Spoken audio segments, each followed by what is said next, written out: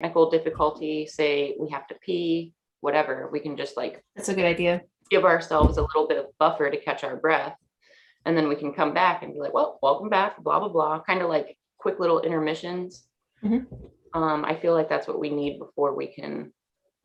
I think you're literally, that would be like one little step making a big leap, really, because if you have them kind of set away in OBS or whatever, you can literally just. Well, I'm going to start helping Derb film his not reinventing, but the longevity of the tattoo artist seminar. Oh, cool. Putting that in small segments for reinventing, and I'm going to help him with that. And he said he'd help me make some fake commercials while we're doing that stuff. So soon it'll happen. Cool. And then Derb and I also want to start learning how to edit our own videos. So I found some pretty awesome videos I can send you that are like either consolidated into 2 hours, 4 hours. I learned a lot last night in 20 minutes, just to say the least. If you kind of follow through, I think you guys are definitely qualified for that. Derb was talking to, he wants to make some really good Red Tree commercials and some good True Supply commercials, but it's like 10 grand for filming and editing. He said that's fucked up. Yeah, the company it would be like 3 grand for day of filming this, that, and the other with the whole crew, and then almost 7 grand was in post editing. So it's like, man, for 7 grand, Derb, we can just that out. Hell yeah! With all the equipment that we have. This one last night, it was literally exactly what you need. This is like just a 21-minute version of what he does. He's got a 4-hour course of this whole video.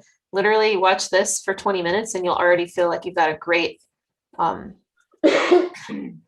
not signed into my Premiere one, but I've got a lot of graphics in my background that I just choose not to use, but I've never done any video editing. I've never done anything like that. So this is like a whole new for me. But literally, I think like that's how I felt with Photoshop when I started with Empire Inks. I'm like, I have to do this. I just have to.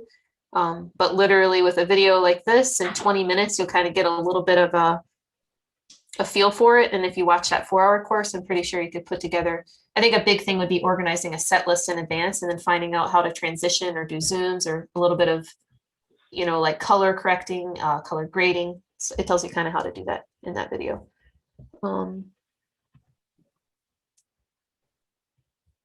But we do have to go live in like a couple minutes. Okay. Let me close my blind real quick because I feel like I'm too washed out. Okay.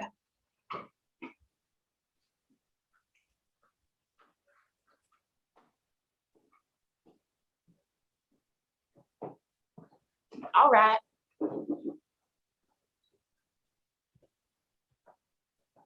See how he has all these layers in there? Yes. That there's like 8 steps he talks about, and literally that would just pretty easy if you follow along step by step.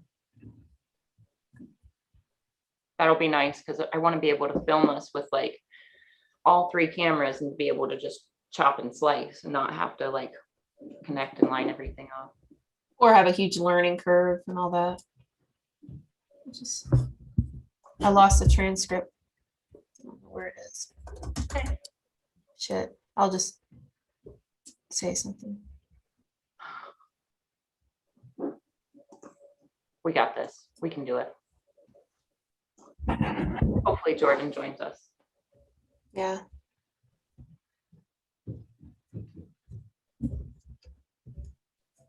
Oh, I know where it is.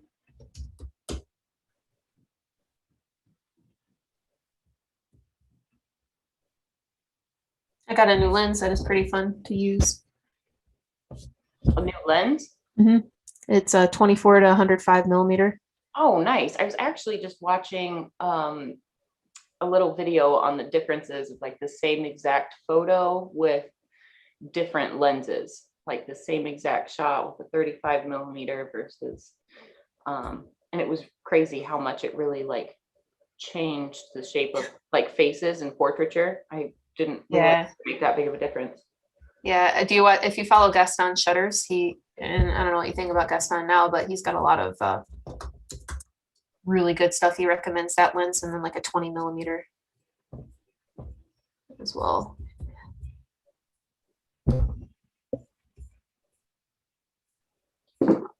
Okay, Jordan said they're in the middle of checking out. He's going to try to join in as soon as they can. So he may or may not be joining us, but I can run my mouth about my tattoo experiences.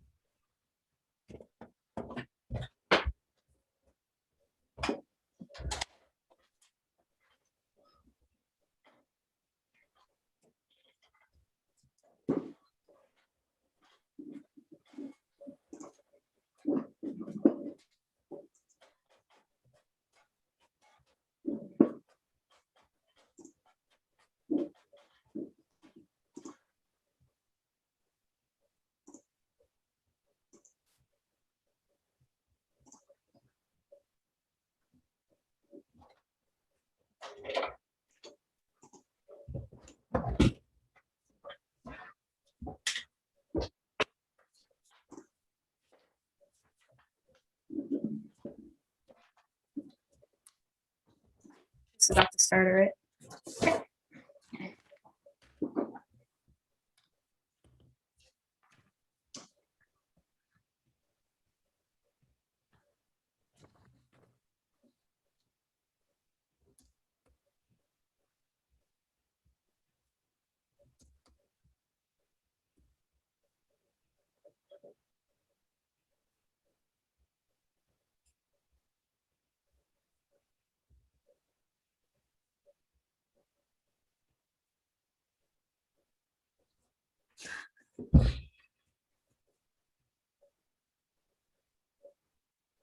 Just try not to make any noise because the view isn't working for some reason, so it might switch back.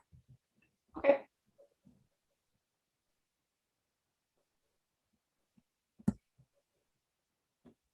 All right.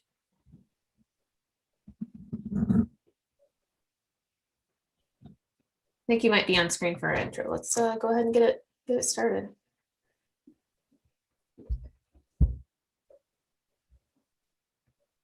All right. All right, everybody. Hello. Welcome to Guy Aitchison's Reinventing the Tattoo community, where tattooers, apprentices, and collectors are encouraged to join live events, share, and inspire to create better art and tattoos together every single day. There's always something happening here. We have a really cool events calendar in our Reinventing app, which you can find in your app store. It's available on Apple and Android. We're being out all over the place. We're on the Reinventing YouTube channel. We're in the Reinventing the Tattoo app, Facebook, YouTube, all over the place. So you can catch us and find us. We do have chats going during each show. If you'd like to participate, we usually have time for Q&A at the end of each episode. Today, you're currently watching the Tattoo Collecting Podcast, which has been going on for 30 plus episodes. It's very interesting. We'll be here for about 3 hours today talking about all sorts of stuff. We've got a special guest, Derb Morrison, who's going to be beaming in from the Great Wild West with Jordan Ruckus. So other than that, if you'd be interested in on-the-demand reruns, we have all of those available on Spotify. We have a whole bunch of things that we've covered in the last several months that you'd love to hear. Check us out, leave us a comment. If you'd like to see something more or hear from someone new, just let us know. And we'd be happy to set that up for you. Some really cool upcoming events that we have. We have Bruno Salvatierra having a really cool Hablemos de Arte on Tuesday, May 11th.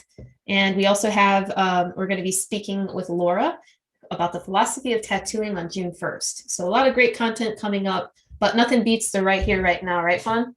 Oh, absolutely. So let's dive into today's episode. Jordan's not here with you, but you said he's going to be beaming in, so that's awesome. We'll be able to hear Yeah. from him soon.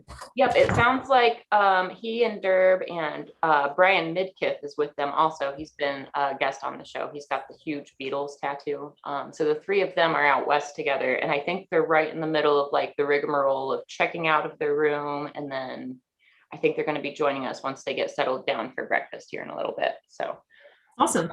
Yeah, we've got a new background today. Are you at home? Or are you at a? Yeah, I'm in my like creative corner cool. of my living room. This is my comfy creative chair. So awesome.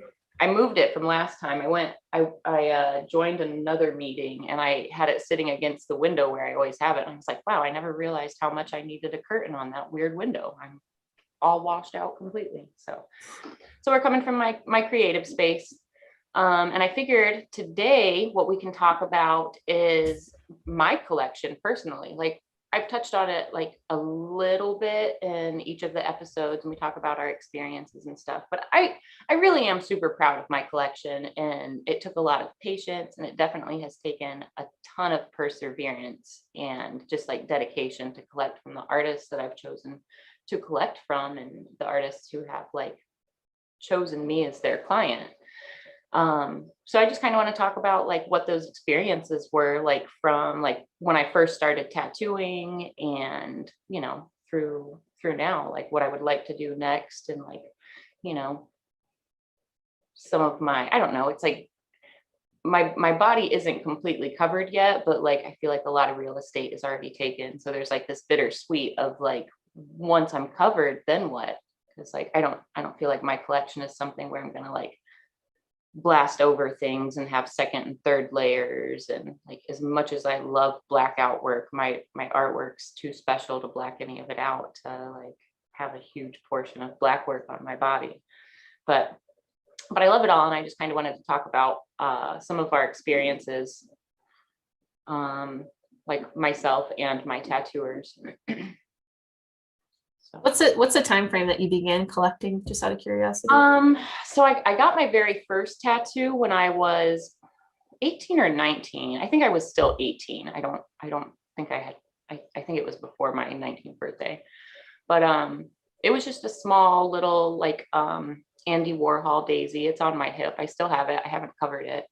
Now I wish I would have gotten it a lot bigger. Like if the high school and early 20s Fawn would have known that I was going to be a tattooer, I probably would have had no reservations from the beginning. But like right out of high school, I went to art school, and then I jumped into like retail. And once I started working retail, I started climbing with every company that I was with. So like being the kind of person that wore a black suit during the day, I didn't imagine the thought of having a full bodysuit of tattoos never even occurred to me. I guess that's what I'm saying. Like the early 20s Fawn that was like, you know, I worked for a few different retail companies, but I worked for Victoria's Secret, for example. That was probably my favorite company that I learned the most from. But like to see me now, you'd never imagine me in all black, just running the show. Or like whenever there was new stores in our area that were being set up or remodeled, I was the one that the district manager would call to like come and be her assistant on whatever the project was. So like having all that responsibility and like depending on what setting I was in for the day, you know, I could have some authority, and it just never occurred to me that like I would live in some kind of facet where I could even have a full body suit. So now that I'm like not in retail, but still like dealing with people day in and day out, it's fun that I have the freedom to like have my hands tattooed and have my head tattooed and not have to hide it, not have to like, oh, can I still be professional? Can I still do this, that, or the other? It's really freeing to know that I can do whatever I want with my body, and I'm not breaking any dress code doing it.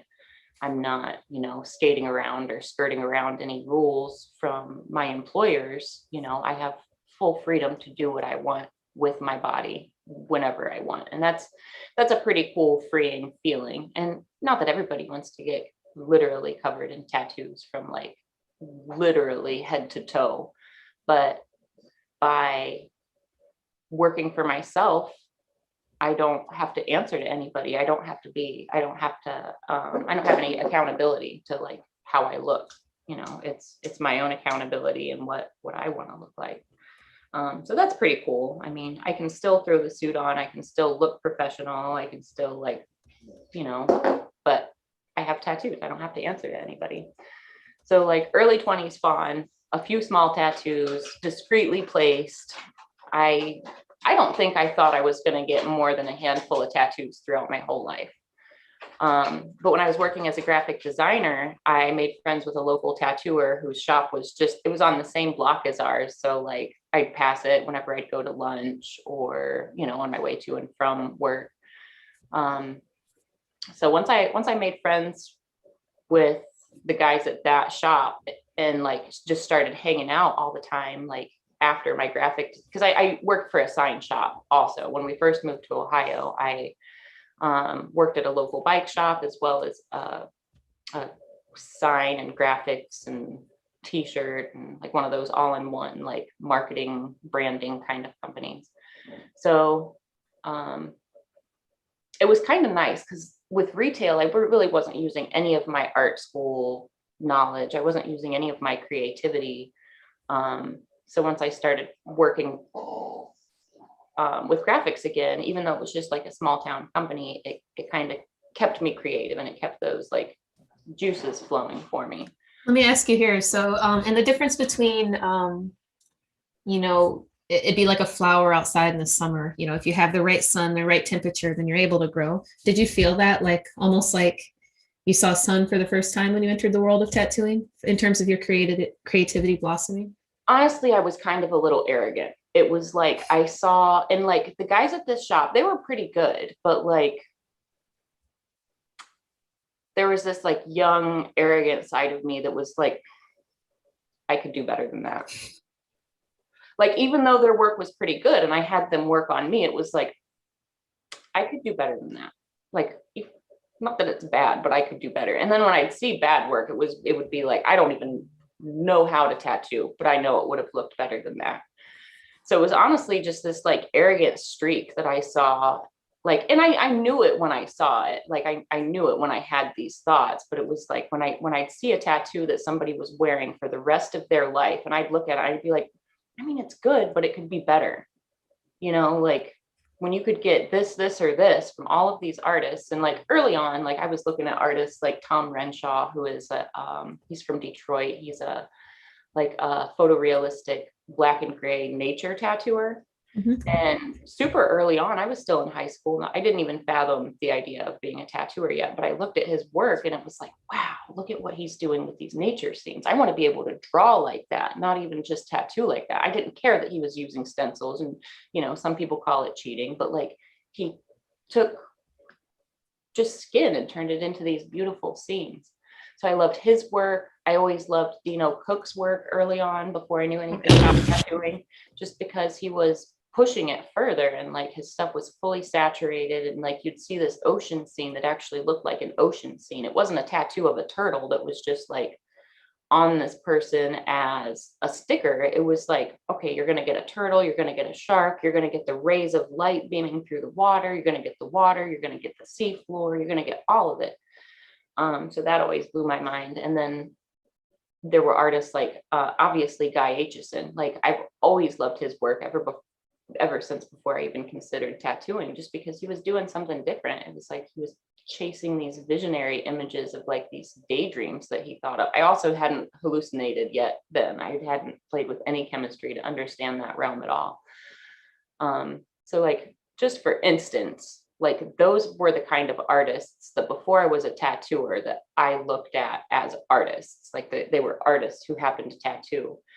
And when I'd see like, you know, this was a small town shop in Ohio, and, you know, they're doing like traditional tattoos and like bright, colorful, like new school tattoos. And, you know, they're good quality. Like I can't, even now, I can't knock the quality of work that these artists are doing, but it was just like, I would look at it and be like, it could be better. It could be more. So for me, that was actually a lot of my motivation to tattoo. I started talking to this guy that owned the shop that I'm talking about. And he's like, yeah, just hang out for a little bit and we'll start your apprenticeship in a few months. And I was like, sweet, that sounds great. So I started hanging out, and like anytime anybody would come in, I'd draw up their lettering, I'd draw up whatever they wanted, like while said artist was working, I'd be drawing his next tattoo.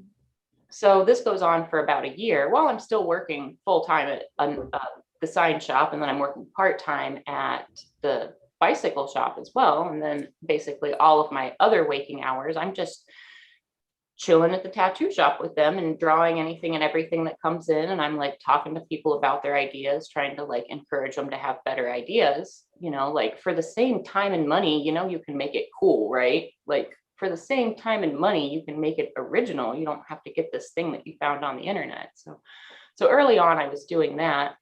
And then it had been like about a year, maybe a little bit more than a year. And I was finally like, so when are we going to do this? Like, I've been saving up money to start this apprenticeship. Like, you told me it was going to be this much. I've got almost that set back. Like, when are we doing this? How do we do this? And he said, women don't usually succeed as tattooers. You'll be wasting your time. And I was like, cool. Thank you for the motivation, right? Cool. I'm a painter anyways. Have fun at this. And we stopped hanging out. Like, it was just like, that's a wake-up call. Yeah, in my mind, I was like, for the last year, I have been drawing 50% of your tattoos. I've been doing the line work. I've been stenciling them. I've been doing the thing. And all you do, I do the think work, you do the tattoo, and I'm not good enough. Okay. All right. So it's a good stepping stone, Fawn, for sure. Yeah. Yeah. So that's shitty one. That's why I'm always super quick to be like, no, I'm self-taught. He didn't. Okay. Because what if you were to walk into that same situation in 2021? Do you think he would have still said that? It's funny because the table definitely turned a few years ago when he was like, hey, could you work on me?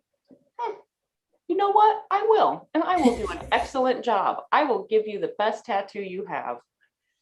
And I did. And I wasn't petty about it, but that was just the best, like, I was wrong and I'm sorry that I could get without hearing him say I was wrong and I'm sorry. So anyways, at this point, I still wasn't very heavily tattooed at all. I had the little Andy Warhol one on my hip that I mentioned earlier. And then the same artist who said I basically wouldn't amount to anything because I was a female, did the Greek goddess of victory, Nike. She used to sit and like oversee the Olympic Games. So I've got that. At that time, I thought it was pretty big, but I've got that on my ribs on my side, and it takes up a pretty good portion of me. So I get away from that situation. I keep some of the friends and stuff that I met through that whole network. And like some of us are still friends and speak regularly. So it wasn't all for naught. Like it was a good experience, and being new to the town that I lived in, it was really a good way to get to know a lot of musicians, a lot of other artists that weren't tattooers would come by and hang out and just chill. Like, you know how tattoo shops are. There's always like the hangarounds that like don't really have any business being there, but they're just there because like it's their people.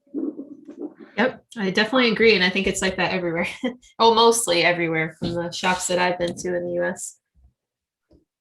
It's magnetizing for people.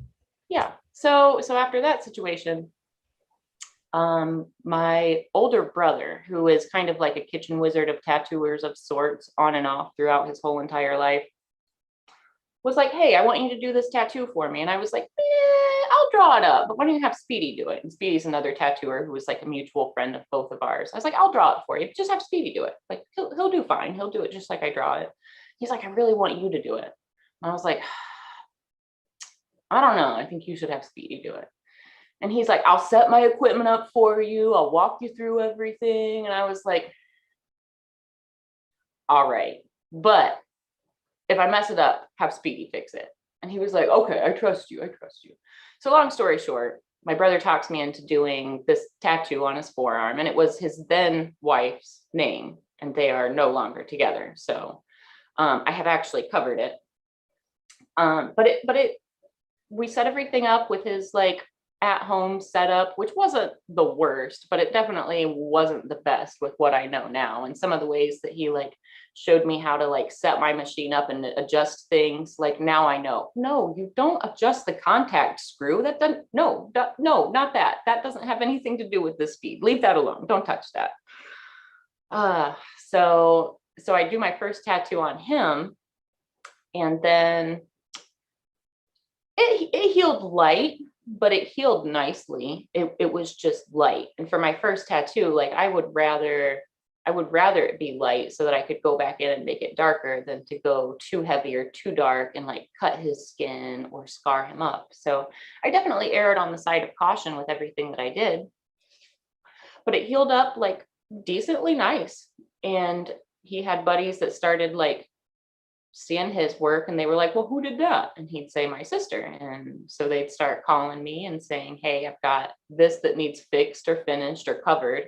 So right off the rip, I jumped in basically head first. But what I focused on more than anything was like finishing tattoos that like had been started by such and such, or somebody did this at a party and it needs fixed or covered or colored, or whatever the thing is. Like those were the things that very early on like gave me confidence as a tattooer, but it also like educated me like both as a tattooer and a collector, what to look for, what not to look for.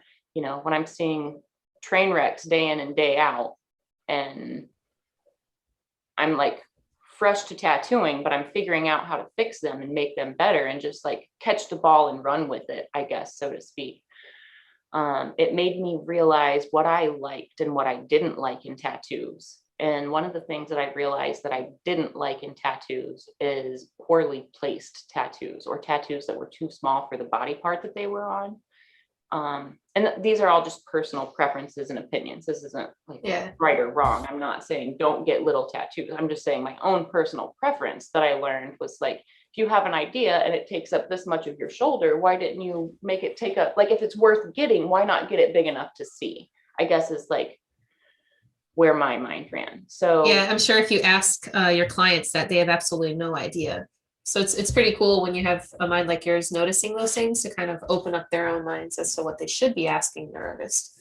yeah, so it was really fast from like my first tattoo. The first time I tattooed in 2000, it was 2008. It was December of 2008. And I think it was maybe 6 months later, I quit one of my part-time jobs. And then that's when I kind of considered myself a full-time tattooer. And then I worked for like 2 weeks at a shop in Lancaster. And while I was there, I got an offer to basically run and manage a studio that was here in Columbus, just up the road from Stained Skin, as a matter of fact, which was the shop that Derb opened in '94. And it's kind of funny. I had no idea like who Derb was, because I wasn't from Ohio, and I wasn't from Columbus. So it was just like, oh yeah, like you need a manager and an artist for this shop because they skipped town, and you like my retail resume and you trust me based on just that. Like, yeah, I'll come run your studio. And it was upstairs from a head shop, which I didn't even smoke weed at the time, which is another ironic thing. So my first like managing my own studio situation, I was upstairs from like this high-end glass store, and I didn't even smoke weed, not yet. So I loved the art of the glass and I loved the art of tattoos combined. And I just kind of like lucked into this situation where I could daydream in both of those realms all day. But once I took that shop over, I still hadn't been really heavily tattooed yet. I think I may have started the other piece on my ribs yet, but I don't think so. I think that came a little bit later. So I'm working in Columbus, and I'm getting to know the Columbus scene. I'm still just kind of like learning. I'm still just, I know how to keep things organized. I know how to keep things clean. I know how to keep the paperwork on point. But like, as far as the artistry, I'm still learning. I'm still incredibly like raw. Like, Who was at the shop with you when you're at this phase that you were kind of managing? So it was just me for the longest time. It was a little 2-room studio. And once I took it over, I actually like made it a 1-room studio. I turned one of the tattoo rooms into like my office and drawing and drafting room, which I thought it should have been. And then the other room it ended up being a really nice procedure area with 2 stations in opposite corners. A friend of mine, Derek Sievers, came and worked with me for a little bit. Super early on in my tattoo career, he was incredibly helpful. He probably gave me like the first real good advice on like do's and don'ts of tattooing. Like his advice early on was actually valuable, and I still use some of it today. Cool. Um, Any fun memories from that?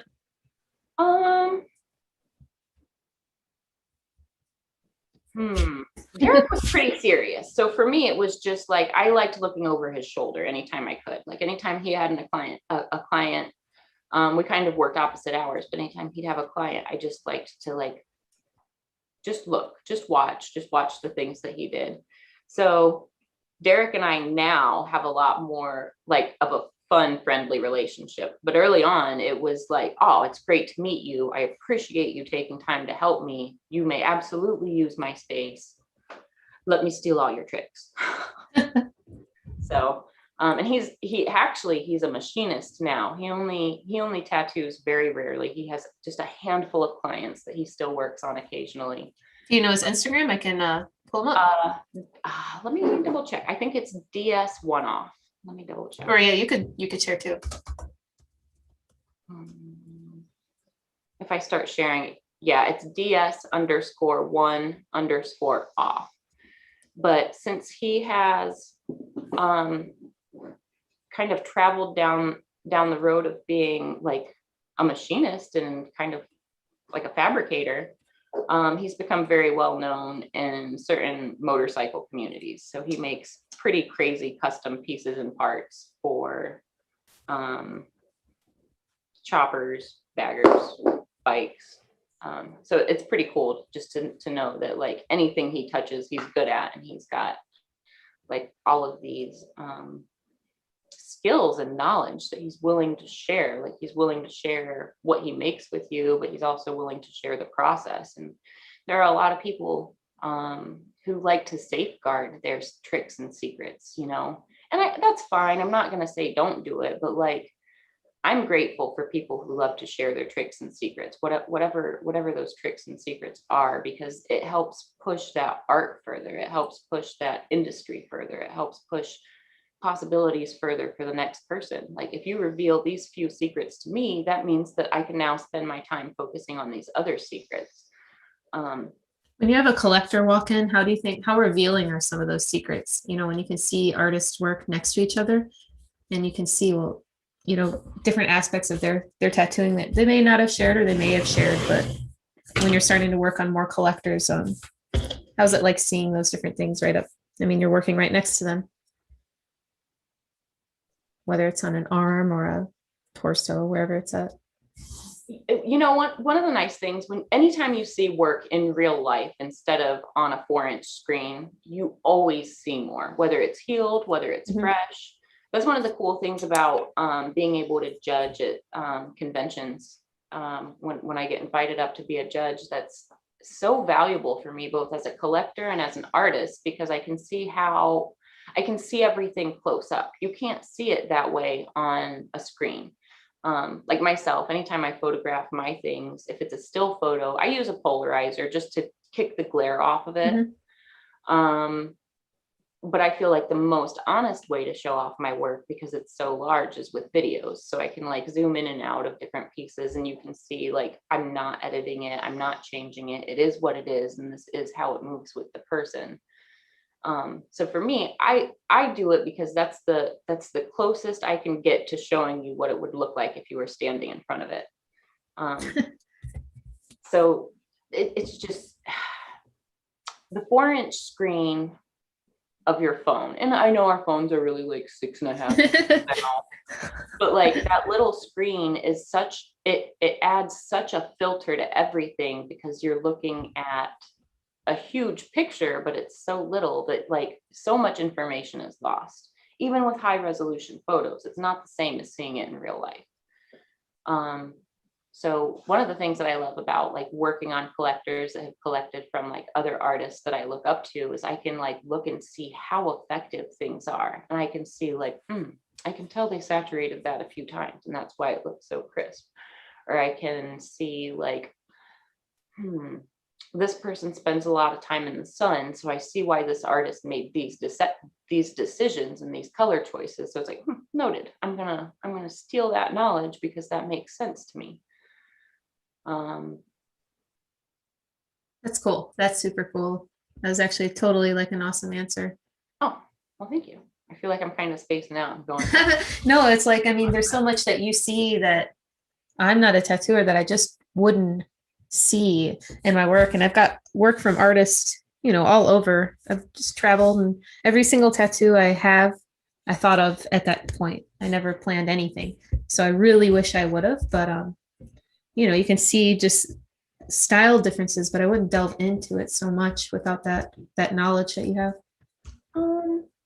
Yeah, I'm just always looking. That's my thing, is I'm always looking and I'm always observing. And there are so many people that like, even in different genres of tattooing, there are so many people that I admire and look up to that like anytime I get the chance to see their work in person and up close, it's like, okay, now I can see like, for instance, I can see like you're using smaller needle groupings to get that texture, or you're using a larger needle grouping to get this whip shading, or, when you see it up close and you're like actually looking at it, the real life tattoo 6 inches from your face, whether it's healed or fresh, sometimes the tricks reveal themselves. Yeah, have you ever gotten really pissed off? Like if you've noticed artists, maybe you've had a collector come in and they have more than one person has work by a certain person and they just seem like a douche, or like hard edges, they're not leaving nice room for you to work, and they're just a douchebag artist. Have you ever confronted anyone about that?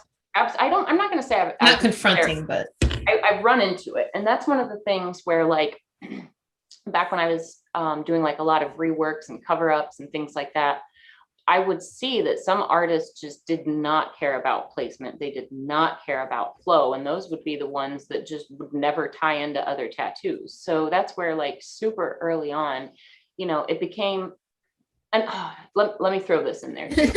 One of my good friends, his name's Clayton. He is an incredible painter, like a automotive painter. Like he does custom cars, custom high-end speedboats, which are incredibly expensive paint jobs, and like only the best painters can work on like carbon fiber and fiberglass hulls. And there's all this chemistry knowledge that goes into it. But there's also this flow that Clayton and I would talk about all the time. And like, you see it in like motorcycle paint jobs, for instance. Like sometimes the skull looks great airbrush right here, but you could see like a similar skull on another bike at the same bike show that it's in like a really awkward spot where it's like, they didn't really take the flow of the bike into consideration when they put that there, did they?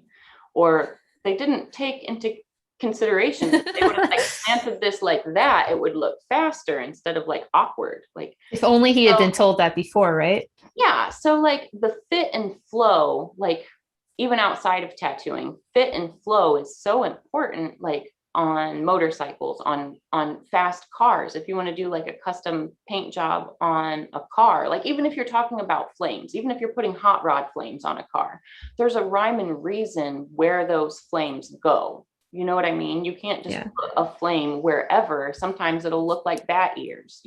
There's a fit and a flow to what makes things look right. So just being around other creative people, even outside of the tattoo industry, that fit and flow is so important to me. Just, something can look like a bumper sticker and that's fine, but you don't want to pay $30,000 for a custom paint job on your boat for everybody to walk up to it and think it's a sticker. You pay $30,000 for somebody to walk up to your boat and say it looks like a whole nother realm, Yeah. So I well guess put. Yeah, I guess with that in mind, with your tattoos, they should fit on your body and they should flow with your body and they should enhance the body.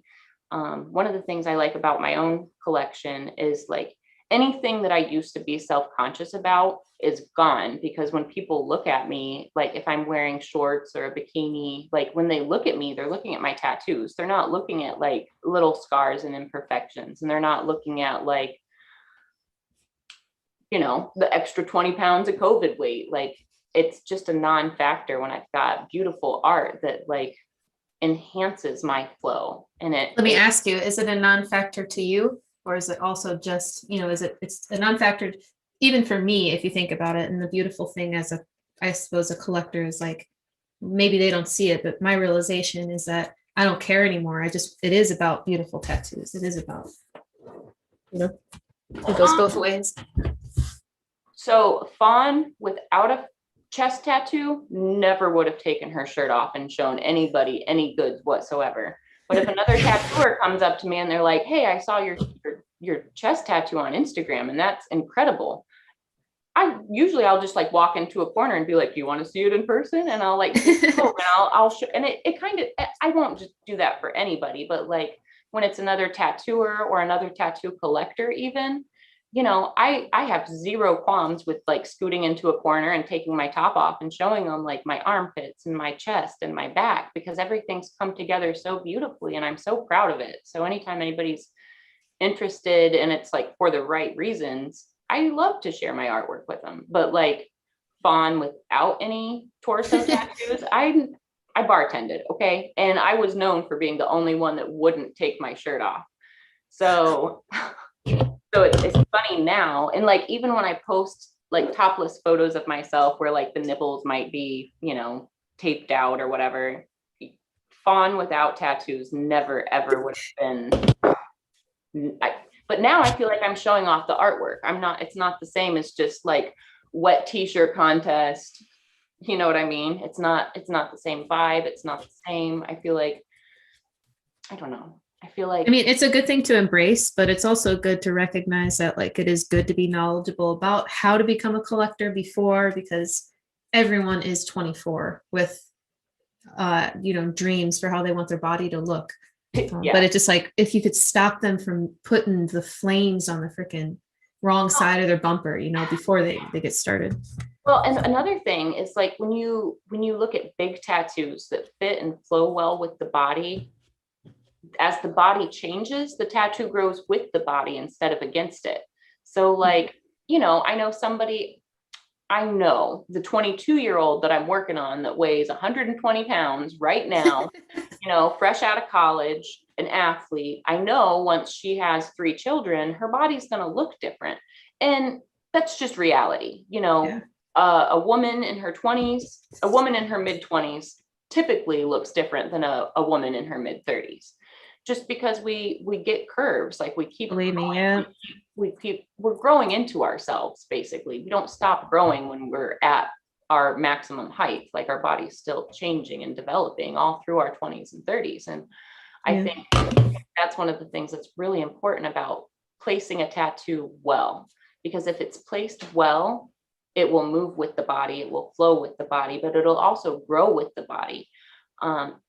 Also with bigger clients who then later on get in shape, if that tattoo was well placed, but say on their arm or their bicep or their thigh, as they lose weight and get smaller and get more tone, if I do a good job working with their anatomy and making this flow with their tricep, even though I can't even necessarily see their bicep or tricep, if I stick with the flow of the anatomy underneath and like the skeletal structures, and I'm running with that flow and how things move, as that person loses substantial amounts of weight, the tattoo still looks nice and it still moves with them. Do you have these types of conversations with your clients often? And be like, hey, like, where do you see yourself in 10 years? Do you see yourself, you know, like having kids? Now early on, I didn't. Now I absolutely like, so I always schedule a full hour for each consultation, just so I can be like, so is this going to be the only tattoo you're going to get? You know? And even if I'm not the one that they want to do all the work, I want to like, you know, what other styles do you want? Like, how are you planning your collection? Because let's work with it from the start. Like, you don't have to commit to it right now, but if you have these ideas brewing, let's not back you into a corner. Let's give you all the options to make all of your ideas happen and flow. And so like I might even start making my consultations an hour and a half, because sometimes I eat up that whole entire time, just like making sure we're on the same page with like not just this project, but the overall collection goals as well. That's And really cool. some clients, it never even occurred to them like, oh, I can like plan my collection out. And it's like, well, yeah, you don't have to commit to it all, and you don't have to like sign in blood. Surprisingly, like You that's don't have not to do it. surprising because everywhere you go in general public, most people have shitty tattoo work. So the general public doesn't assume that these things are possible unless they're kind of told. Right. Well, and that's one of the things that like now that my collection is far enough along, I can use my experiences to encourage people to like think ahead, but don't rush. Like it's one of my favorite things to tell people is it's not a race. Like I love when I get to work on somebody, and I call them grown-ups, but somebody that's like not 18 or 19 or 20, you know, not somebody that's like just freshly able to get tattooed. But when I work on somebody who's like lived life and had more experiences, their ideas are usually better. And then also they're so much more well established, and they know themselves a little bit more. So like when we have these talks, like what are your future goals? Like what is your family into? What do you and your spouse do? Like tell me about your life. And they have like these lifelong hobbies that like they've done forever, or you know, it's just nicer working on, for me, working on clients who know themselves and are ready to commit, but are also ready to like explore the idea of what will my whole collection look like? Like what, you know, when this is all said and done, if ever, what do I want it to look like? What do I want this overall? See, that mentality is just sometimes it's a beautiful day, but there's also the night where people are like, okay, so you want this and it looks like this. Okay. All right. But where do you want it? It just, you know, I guess I encourage people to look at their tattoo collection like they're curating an art collection that they're carrying with them everywhere the rest of their life. Exactly. And if you treat it like that, like it's cool to collect little trinket tattoos. I'm not saying don't do that. I have some and I love my little tattoos. Yeah. You know, I absolutely love them. Mhm. But at the same time, I've got this whole like, you know, if you walk into an art gallery, the art gallery is set up in such a way that the pieces talk to each other and the pieces communicate with one another, you know. So I kind of, that's what I want my collection to do. I want my collection, each piece to talk to the next piece, and each piece kind of influence the next one, and they all just kind of become this cohesive thing, even though each one of my tattoos is totally different. And it's really nice to let people know that they can do that. Like when you see these crazy elaborate tattoo collections online, you know, you can do that too, like with your own story. It's really nice to like open people's eyes. And then also like I'm so well connected with so many other artists. It's like, oh, you want to do something like huge and black and gray too? Well, so and so would be great at that. And then we can like make the connection for the next artist. And when ahead of time they know what we're already working on, the brainstorms roll in, and it's like really great for client retention as well. Lifelong client. If you look at Guy, like you said earlier, he's so passionate and so great with connectivity that he's working on people for 30 years. Yeah. Well, I mean, amazing. I've been tattooing since 2008, and I've already got like 3 generations of the same families under my belt, where it's like, cool. Okay, well, I tattooed dad and mom and grandparents, and now the kids are coming of age where I can tattoo the kids. And you know, it's really cool and special. This is actually one of my struggles that I talk about with my manager Emily a lot, because I have so many people hit me up for work that I can't accommodate everybody now. But Emily and I take the time. We've got like lists of artists that we recommend in different styles, like local and in like other places that I've worked. But there's always this like in the back of my mind, like, do they want my artwork or do they want me? Because there are some people who like I've worked on their entire family and they don't want to go anywhere else, and they'll let me do whatever I want on them. They want me to be their artist, and sometimes they don't even have any ideas whatsoever, but I've worked on their whole family, so I'm like extended family to them, and that's a really cool, special thing. I don't think there's an answer. I mean, really, they don't want anyone else to, I mean, Yeah. it's a painful experience nonetheless. So it's aside from the actual work, it's the trust.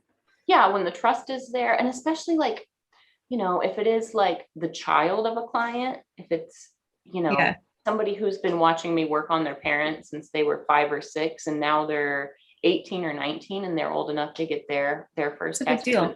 They've been watching me tattoo all along. And like, as they've grown up, they've watched me grow as an artist to go from doing like, you know, more simple, basic lettering tattoos to like the crazy, surreal, naturey kind of stuff that I do now. There was a huge growth that happened. And when a kid has seen me grow all along, it's really kind of a really special thing. And I almost wouldn't want them to go to anybody else, even if they did have an idea that was outside of my realm. Just Yeah. because I'm protective, I think that's a bittersweet feeling that is kind of cool to talk about, but yeah, no, it's honestly, this is one of the cool things about working with Marty. Marty Holcomb is he's such a treasure to the tattoo community. He's just so quiet and humble, and he doesn't do a lot of like big social events now. But to see him when he's been tattooing since 72. So when I say I'm working on 3 generations of the same family, he's saying I'm working on 5 generations of the same family. So it's a really special connection that you have, like when you cross that line of vulnerability with one family member, and now all of a sudden you're part of that whole entire family, and everybody comes to you. And not only do I get to do the work on all of these family members, over the years I get to know all of the cousins. I get to know all the nuances of that family. So then on top of them trusting me to tattoo them, they trust me to share, problems and turmoil, as well as like victories. Like I love when I get to celebrate things with my clients too. Like when clients have been working on, fresh out of high school into college, and then they get their master's degree, and now they're graduating with their doctorates. It's really how hard would it be to have a relationship with these families, and then all of a sudden it's like, oh, I want to get a portrait of her, and you're like, no, what happened? Like that. It brings on a whole, okay, so you're not only providing like the body and the image, like we spoke about, the confidence, but then you're providing something even way deeper than that, like the memory, the memorial piece. You're able to do a crazy spiritual connection, I think, with every single client. If you acknowledge it and you allow that spiritual connection to happen, it's a really, really special spiritual thing. Because when we get tattooed, we're vulnerable. We're laying there on the table, and we're totally submitting to what's being done to us. And that's a lot of people. I myself, I'm going to say I'm a little bit of a control freak, not necessarily of the people around me, but I like to feel in control of me at all times. Like my autonomy is really important to me. So to surrender that, to like trust somebody enough to be like, I know you're going to do the best that you can do on this job, and I know you're going to treat me good. I know you're going to take care of me, but this is going to suck, and I'm going to cry like a little girl. Like it's an incredibly vulnerable spot to be in. So it's special, it's sacred, we're some of the tattoos that I've done on people, I'm literally walking them through the very worst experience of their life, like the worst physical pain they've ever felt. But I've made that sacrifice, and I can talk to them about the sacrifices and the vulnerability that I go through when I get tattooed. But it also makes it really easy for me to like almost kind of like hold their hand through it, even though I'm the one inflicting the pain. It's just a special, I don't know, there's so many subtle nuances to the spiritual connection that can be, I think, made with. Do you have any experiences like, I'm just interested in any like unique experiences where that something like that has happened in terms of like a memorial piece, or like you've been entrusted with something? I mean, I know this happens all the time, but so memorial pieces are always kind of a challenge for me, because I feel like I'm quite an empath. So like sometimes I have to like excuse myself and just like get myself back together, like I cry with clients. It can get heavy. It can get really heavy, but that's where it's like, I allow myself to be open, because I think that that open line of spiritual communication with my clients makes the artwork better. I think it makes it more of a collaborative spiritual journey and process for both of us. And at the end of the day, I'm making the artwork for my client. I'm not making it for me. So the more connected and in tune we allow ourselves to be with one another, I think the more special their artwork is, and the more like subtle little things go into it that like we might not have even verbalized to one another. But you know what it's like. Anytime you spend, let's say, 7 to 10 hours a day with another person, you get to know them really well, even if it's only for 1 or 2 days. So let's get even closer. You're going to spend 7 to 10 hours a day with your hands touching another person and feeling every breath that they take, and feeling anxiety fill their body, and feeling that anxiety leave their body, and feeling like the waves of relief as well as the waves of like just not wanting to be doing what they're doing. But like, I feel like so many clients are also filled with gratitude at the same time. So it's a real funny mix of emotions to actually like have your hand on somebody's body and feel everything that they're going through. And at the same time, they can feel that from me if they allow themselves to. Like, they can feel how tense or how relaxed I am. They can feel like whether I'm concentrating really hard or whether I'm just like doing something I've done 1,000 times, just like robotic at this point. How do you tamper your environment, so to speak, to kind of alleviate a lot of the I guess a lot of the visual stress they have, to kind of create the best environment they could possibly have, or the best experience outside of yourself? I like to fill my space with artwork, visual stimulation. I like, at Red Tree, music's always playing, but it's always nice to have either movie or music, depending on the client. It's totally different. And sometimes I'm just in a mood where it's like, hey, I know we usually do this, but I kind of want to listen to this documentary for the day. So sometimes like clients go down like rabbit holes with me and learn with me. And sometimes like I've got some clients who, this one guy, I'm working on his second nature sleeve, and he likes to do his training courses while I'm working on him. So he's like playing video after video of like different industrial applications and videos. So he's actually on the clock getting paid for me to tattoo him. He loves That is what's up. He's like, it's not even a day off. I'm still making money. I'm like, get it. I'll work away and we'll learn about asbestos together. That's cool. Do you see like a bunch of different defense mechanisms people's bodies have? Not predictable, but like just, like this guy is going to be a jilter, or, not to put a type on anyone, but I'm just saying like So there's a really cool trick that I learned from Adam, and he told me who he learned it from, but I can't remember. But so we got through my whole leg, and we didn't use any prenum on my leg whatsoever. We only used Bactine. We didn't start doing prenum until we were like on my chest, where it was a little bit more intense. But one of the things that Adam does, so let's rewind. I am one of those ticklish, jumpy people. I'm incredibly ticklish. So sometimes just like simply touching me with your hand, I'm going to squirm, even if I'm numb, even if like the prenum is there and I don't even feel the needle, I'm going to like just jump, and I'm going to have that like slight anxious reaction. Like I'm just a jerker and a twitcher.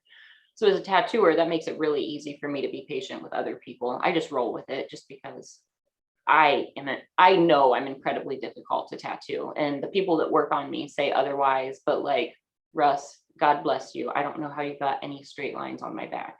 I am so squirmy and tickly. So the trick I learned from Adam, when he's like, he'll ointment up, fill his machine with ink, he'll like rest his hand on me, and he'll just like tap his finger where the needle is going to go, just to like stimulate that tissue a little bit. And when he does that, like the tissue's already stimulated, so when he comes in with the needle, I don't jump. And it's just the most simple little thing, and it doesn't take any more or less time. It's just such a subtle little trick in the way that he tattoos that helps me sit more still and calm. So That's what the tap is. I've actually recognized that tap in a few people, and Yep. I've liked it. That's cool. Yep, that little tap is just to like, just a little bit of stimulation so those nerves know that something's coming right there. Because like if somebody stretches the skin, you've got like a point of contact here and here, but when you're going to work here, there's no contact there. So if he just taps it there, then stretches and then comes in with the needle, no jump or squirm. Sure. So that's the physical trick with overcoming jumpy, squirmy, squinchy people. But like as a tattooer, I'm incredibly patient with it just because I know how difficult I am as a collector to tattoo. And I can't help it. You know, I wish I could just lay there and just be like a piece of meat, but it doesn't happen like that. Now, day two, when I do 2 days back to back, by the second day, I'm so exhausted that there's no jump left in me. I'm already like at the first minute, I'm already like surrendered, and it just is what it is. But that's exhaustion. That's a whole different thing that your body's going through when you're too exhausted to twitch. What do you think the difference? Because I'm like, that's just ringing so many bells of people I've seen going to conventions over the years, you know, like actually getting some sort of large scale piece over the course of like 3 days. And then day 3, you're like, how did you do it? Could you do that just sitting in a chair? And was this stimulus so much to you that that's what kept you going? Or how did you do that? You know? So the funny thing is, and this is why I don't want to say I necessarily want to persuade clients to do 2 days back to back, but like if you're traveling in like I was when I was going to see Russ, go ahead and schedule the 2 days. Don't be scared of it, because that second day, like I'll say it like this. The first day we get 35 or 40% as much done as the, like if 100% is what we're trying to achieve in those 2 days, where I'm only going to get like 35 or 40% on that first day. The second day is where like Russ could really work and really just like saturate color. And just because I wasn't jumping back, like, I mean, I still felt it, but there just wasn't that anxiety. Like I was already so exhausted and submitted that like Russ could just do what he had to do. And he didn't really have to baby me. Like it didn't matter whether he babied me or not. I was already just exhausted and beat up. So the first day sucks.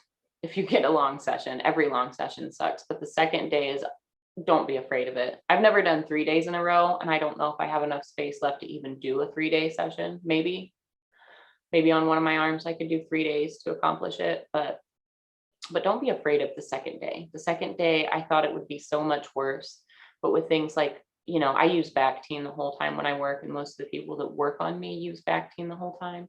So that second day, the Bactine kind of soaks in even better. Or if you're using a prenum, Zensa is my prenum of choice, and you can reapply that to an open tattoo and it doesn't cause any adverse healing, any adverse like effects on the tattooing, nothing like that. So you can prenum and get a little bit more effectiveness out of those tools the second day. But don't be afraid of it, because your artist is going to be able to just fly and get a lot more accomplished. So you're going to be a little bit exhausted from the start, but it's worth it to get like an exponential more amount of work done that second day. Yeah, I can't think of a time I've worked 2 days back to back, but that's really good advice. Yeah, the second day, you're already just beat up and tired. It's cool. You fly through it. It's kind of like sleeping through a long car ride. You're just already exhausted through the bad tattoo pain. What do you go to conventions often, or when did that start? Or I guess Hell City. So I have always gone to conventions. Even before I knew Derb personally, I've always attended Hell City just because I'm in Central Ohio. Like even before I was in Columbus, I was in Central Ohio. So it was only an hour drive. So of course I'm gonna hit Hell City every year. Hell City and Detroit were my favorites. I definitely have hit other ones. But I just felt like when I go to a convention, I want to go to learn. And when I would, there are other conventions that I've been to where it was just like, I don't, this is gonna sound incredibly pretentious, and I don't want it to, but like, I don't want to go to a convention. I don't want to spend my weekend off going to a convention to watch average tattooers do average tattoos on average collectors, because I see that day in and day out. Like, I get it. It's nice. It's fun. The atmosphere is there, but I want to go to conventions that are pulling the best artists in the world together for that like family reunion, like where everybody's coming together and it's like the cream of the crop artists with the cream of the crop art with the cream of the crop collectors. Like, It'd be like a circus versus Broadway, essentially. exactly. That's exactly it. Like, I'm not gonna, like I said, it sounds pretentious to say, but like, I've always used conventions as a way to learn. Like I said earlier, I didn't have a traditional tattoo apprenticeship whatsoever. So what I learned was like from going to Hell City and like watching Stefano set up, and then I'd come back around a half hour later and I'd watch him maybe stencil. maybe as like, I'm thinking COVID here and the effect of COVID on conventions right now, maybe the mentality of conventions could shift a little bit in terms of like, it is for collectors because there are qualified local tattooers pretty much everywhere. Yeah. So it's not like you'd have to go just to get a good tattoo necessarily. So it could become more of that. Everybody has a hustle and everybody wants to make money. And I think there's a lot of hustle in the convention scene, both for tattooers, both for the promoters. There's a little bit of clout for collectors, or not collectors, but tattooers when we get to take home awards. That's incentive to go to a whole bunch of shows. But I like going to conventions to learn, just because how else am I going to get that many people that are that much better than me under one roof? Like, pretty hard. Pretty hard. I went to the Paradise Gathering out in Keystone. That was pretty amazing. I did get tattooed at that convention. What year did you go? Oh, I don't remember. 2014? I don't know. Maybe. I went that year and it was like super cool. It was the last year. The year I went was the last year. Yeah, it's setting this. I mean, honestly, like if you're talking about setting the scene for your client, setting the scene for yourself, if you're going somewhere to learn with other people, that was killer.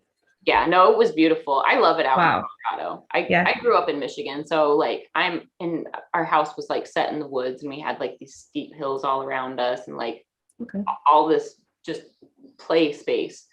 So, you know, when I go out to Colorado, it's like all the things I love about Michigan, but like times 10.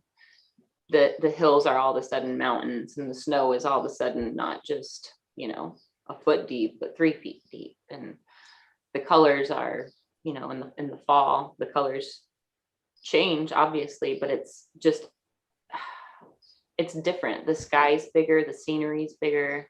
There's just so much like nature and visual stimulation anywhere in Colorado. I love it out there. You know, back in 2012, I was my sister owns a restaurant. It's like a hot spot here in our city, and I had a job there. I was out of school working there, and I went home one night. It was like 11 o'clock. So I told my roommate, best friend since middle school, it's like, hey, do you want to go to Denver? That stuff is really desirable. All the things you just said, I was like, I would really like to see it. So we jumped into my newly acquired Volkswagen Beetle and hit the road. So I actually didn't tell anyone about that in my family, and I came back. They were pretty upset. Came back a while later, like a week and some later, without answering my phone for a long time. So I kind of stumbled into a position where I ended up then acquiring what would have been my career of like being on a different end in the tattoo industry. Nice. Right on that time. Yeah, it's kind of like where I guess if you always want to say, well, there was a hurricane, but where exactly did it start? I think that's where. The Colorado trip. The Colorado trip. It gets you. Yeah, man. That people weed, huh? You know, they did have tattooing at a cannabis cup that I went to. So it's really interesting. Tattoo conventions are coming back. I actually have been wanting to sit down with Derb and figure out when True Tattoo Supply is going to start hitting the conventions, because I've been using, like, even before I knew Derb, I've been using True Tubes. Like the steel tip and the old liners it was a game changer for me. My line quality instantly became better once I switched to the steel tipped disposable tubes. So like I've been on the True Tubes bandwagon since before I even personally knew Derb. But since I've been using the product since the very beginning, and I think I'm the only one on the Red Tree team that like has been using them that long and like knows them inside and out, I like going and being like, you know, the sales girl to run my mouth in the True Tubes booth. It works out really easy. And I I mean, who found, doesn't want to talk to other people about something that changed your game off like yeah, that? and That's cool. I've That's got all cool. the sales experience from before I tattooed, so it's really easy for me to like go through and like for instance, it takes Derb and I almost no time to like set up and merchandise all the True Tubes boxes and get all the pyramids, just because we're both like so visually anal retentive with any of our retail stuff.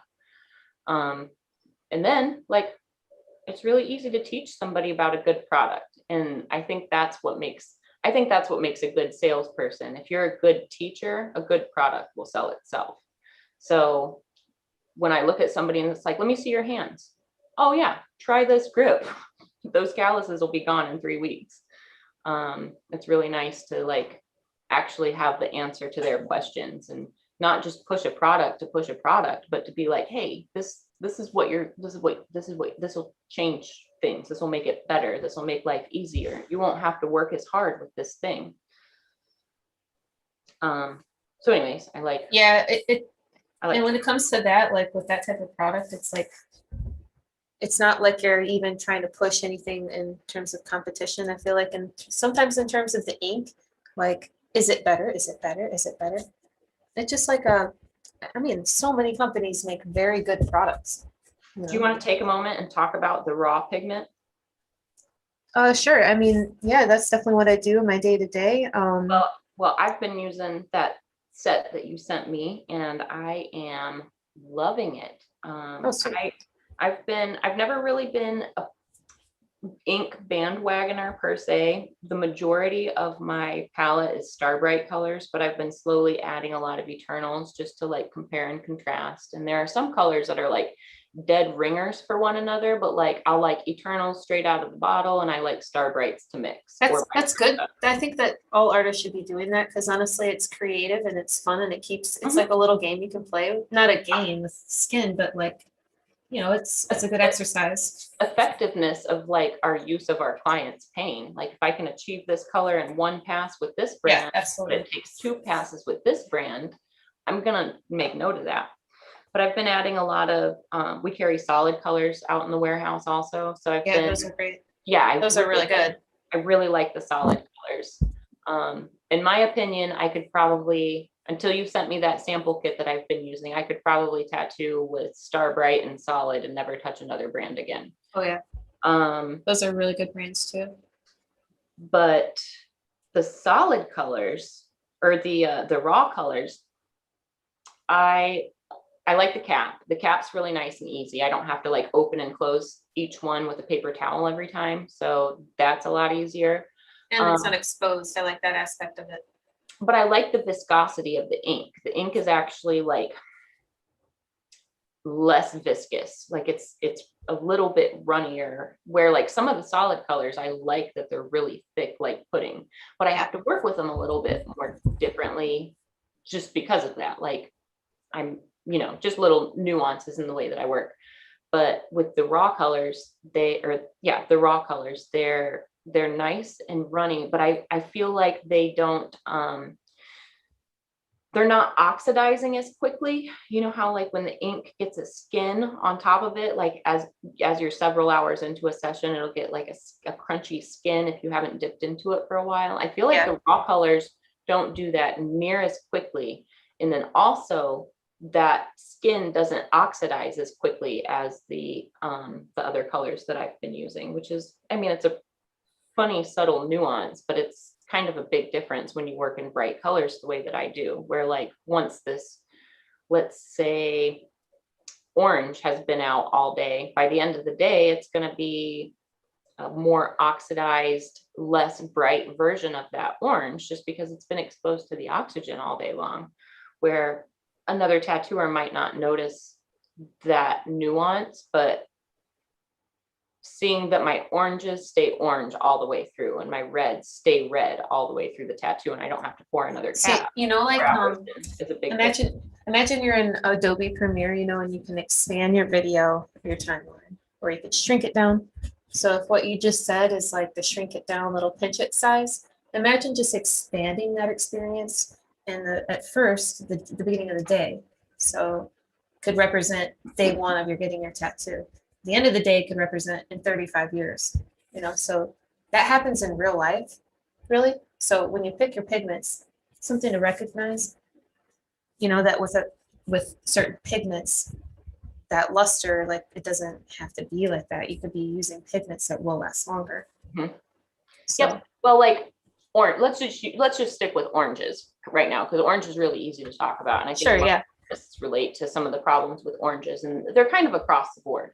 What I'm talking about, whether you're a collector or a tattooer, is oranges are going to be your very first and fastest fading colors. And we could get into the chemistry of it, but I'm just going to say the oranges fade the most quickly. So one of the things that I've always done, I always have like actual oranges in my palette, and I work with them right out of the bottle. But the majority of the orange work that I do, the majority of it, if I'm not just like using a middle orange to blend colors, is I'm pulling in hot pinks, and then I use Starbright's Canary Yellow for almost all of my middle yellows.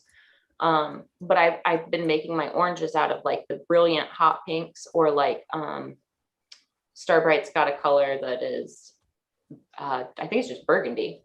And I kind of use that as my pink concentrate, because I can like wash that out until it's like from a deep burgundy to a brilliant magenta to a real hot pink to a real pastel cotton candy pink. So I can use that as I call it my pink concentrate. So I've always made my oranges out of like those combinations of like the canary yellow with the different pinks and deep burgundies. Sure. And I just recently had a like client appreciation day. I saw that. I had a bunch of clients come in and we photographed like older healed work. And it was really nice to look at tattoos that were like 6 and 8 and 10 years old. And it was like, that was the right choice. Like a part of me was kind of nervous to see old work, to see how much touch-up work I was going to have to schedule at the end of the day. You know what I mean? Yeah. Like, I want that to look like this, but to see that like my choices were right, it made me feel so good. It made me feel really confident that I've been working with my pinks and yellows to achieve orange the way that I had. Because like, if I'm doing an underwater scene and we want an orange octopus and a blue background, and all the orange falls out, 5 years later, you've got like a dull yellow octopus with a still bright blue background. You've got a totally different tattoo and a totally different color balanced image. So for me, the way I think in color and the way I work with colors, I need to have confidence that my colors are going to stay the colors that they are. I know tattoos are going to soften up and they're going to get a little bit hazy with time. And like, I like that. I'm fine with that. I feel like that's one of the reasons that I like to tattoo things in such a way that they look sculpted, so that like, even as they age, they're still going to look sculpted and beautiful, but like maybe those points aren't going to be quite so crisp, but it's still going to be there. It's still going to be what it's supposed to be. So I gotta have confidence that my colors are going to be exactly what I want years later. So I'm thrilled with the way that my oranges heal. And now, after seeing some of these tattoos so many years healed, I am so much more confident to just continue doing exactly what I've been doing with my hot pinks and yellows to build my oranges. Yeah, you're able to kind of like use that experience and like bring back the timeline a little bit as you're creating the future. Yeah, you know? Yeah, absolutely. It's kind of like, I don't know. I really, being that I have so many like clients that I have had for years and years, and we're really connected to one another, and we know each other well, and we see each other, if not regularly, at least yearly or every couple of years. I can watch how my tattoos heal. But on this day, I was just afraid I was going to get a whole bunch of like really old work that just hadn't held up.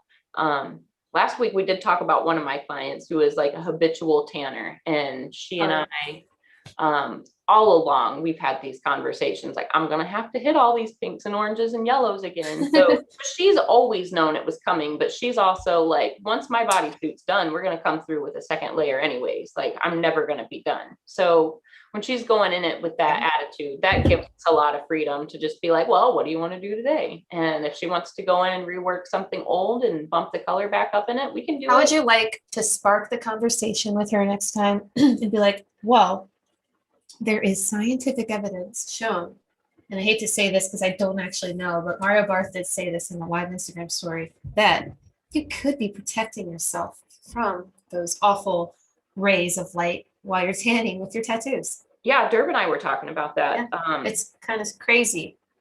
Well, I mean, it does kind of make sense. I mean, we're putting the barrier into the skin.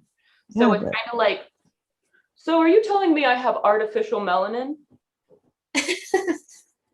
That's a good question. Transplant. Is it? It could be. It could be artificial. What is it exactly? I mean, what is it? What would you call that barrier then? What? The barrier that a tattoo pigment provides. Oh, the barrier, the artificial melanin. Melanin is the natural sun barrier that our skin makes. And I mean, that's the difference between like white skin and olive skin and black skin, and like, it's the melanin. So if we could conclusively say that tattoo ink is an artificial melanin, preventing melanomas one tattoo at a time. That's interesting.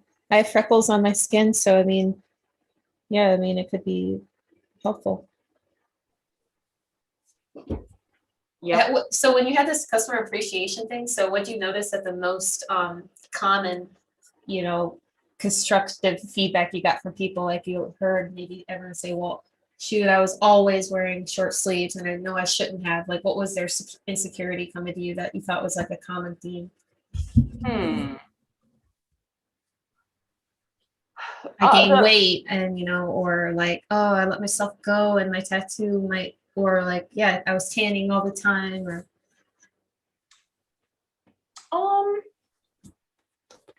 Man, the specific group of clients that came through, like a weight change or a drastic body change was kind of, there weren't any of those. Okay. Oh, hold on, my computer's wanting me. There we go. My computer almost made me restart. Oh, okay. Awkward for me. I would have. I've got my iPad right next to me. Okay. I'm all about backups. Sure. I'm all about like plans, and unfortunately, you can only really get to 26. Number 27 is where I fail. We're not of ideas usually. So yeah, I hear you about backup plans. Let's see. What were we talking about?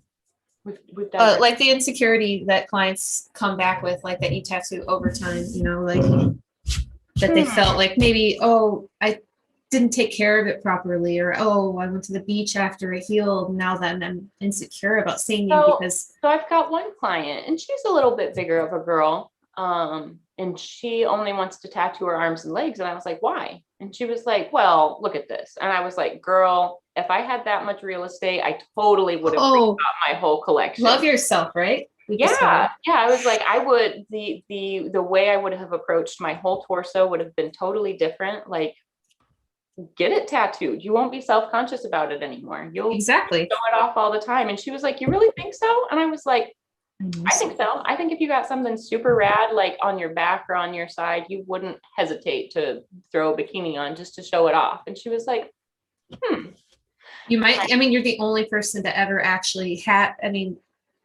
you're entitled to that conversation with your clients. So it's cool that you can embrace it, because they most likely have never been told that ever about like their body, something so important. Yeah. I used to never ever wear shorts. When I was younger, when I was an athlete, my legs got really big. I was really, really muscly. And I was really self-conscious about that. Like, it sounds funny to be like, I was self-conscious because I was so in shape, but I felt like I looked really masculine. I felt like as fit and big as my legs were. I just didn't like them. I didn't like showing them off. I felt like it, I don't know. I'm a girl. I want to look like a girl. And it made me self-conscious to be like more muscly than some of the guys that I knew. So I've never been real comfortable showing my legs off, but now that I've got a leg sleeve, every time it's warm enough for shorts, even if it's like questionably warm enough for shorts, I try to wear shorts, or like, you know, I wear swim trunks and stuff like that a lot because they're like pajama pants, but not. So for me, like I was saying way earlier in today's conversation, I feel like my tattoos helped me shed any ounce of self-consciousness that I had. So when I can make other women or men or just people in general realize that you can use your tattoos the same way. Like, I didn't expect that to happen. I didn't expect that getting tattooed would make me no longer self-conscious about any little flaw of my body or anything that I saw as a flaw. My tattoos helped me to like embrace my body, because if my body wasn't the shape that it was, I wouldn't have been able to get the tattoo that I have on it. Here's the thing though, like for me, I take my daughter to preschool, or I can, you know, take her to a restaurant or something like that. There are times where when I like, if I don't know, I don't care about the looks. I embrace it from so many people, but it is an interesting experience. Like the YMCA with 80-year-old people, and Mhm. it's fun. One of the things I love about my work is it's so big, like my back tattoo, for instance, and I got like my Instagram pulled up. We'll show some of these pictures for Sure. viewers that aren't familiar with them, but like my back tattoo, for instance, is so big, and it's so, it's just a pattern. You know what I mean? Like, to somebody who doesn't understand what it is, it's just going to be a pattern. So one of my favorite compliments is when somebody's like, I don't even like tattoos, but that's impressive. Or I don't like tattoos, but I could look at that all day long. What that means is I just changed somebody's mind. Like, my work was so good, I just changed somebody's mind. Now they like tattoos, and now they see tattoos as an art. That's a pretty cool thing to make happen with strangers. It's, you know, you can't change somebody's mind by force, but when somebody's like, I don't like tattoos, or I've never liked tattoos, but that is beautiful. In That's other words, you could that's say. that's a true compliment, but that's also somebody's mind just got changed that in that moment. You know, that's a really Yeah. cool thing to be able to do for people. They didn't realize that they don't like bad tattoos. Right. It's okay. But yeah, that's cool. That it's a eye opener for sure. There we go. There's back tatty. So this picture, we were talking about conventions a little bit. This picture is from Hell City, Phoenix. And this is my back in the middle here. That's me. But this is a Frank Sinatra piece. This is beautiful as well. I wish I could remember her name. I follow her, but I can't remember her name.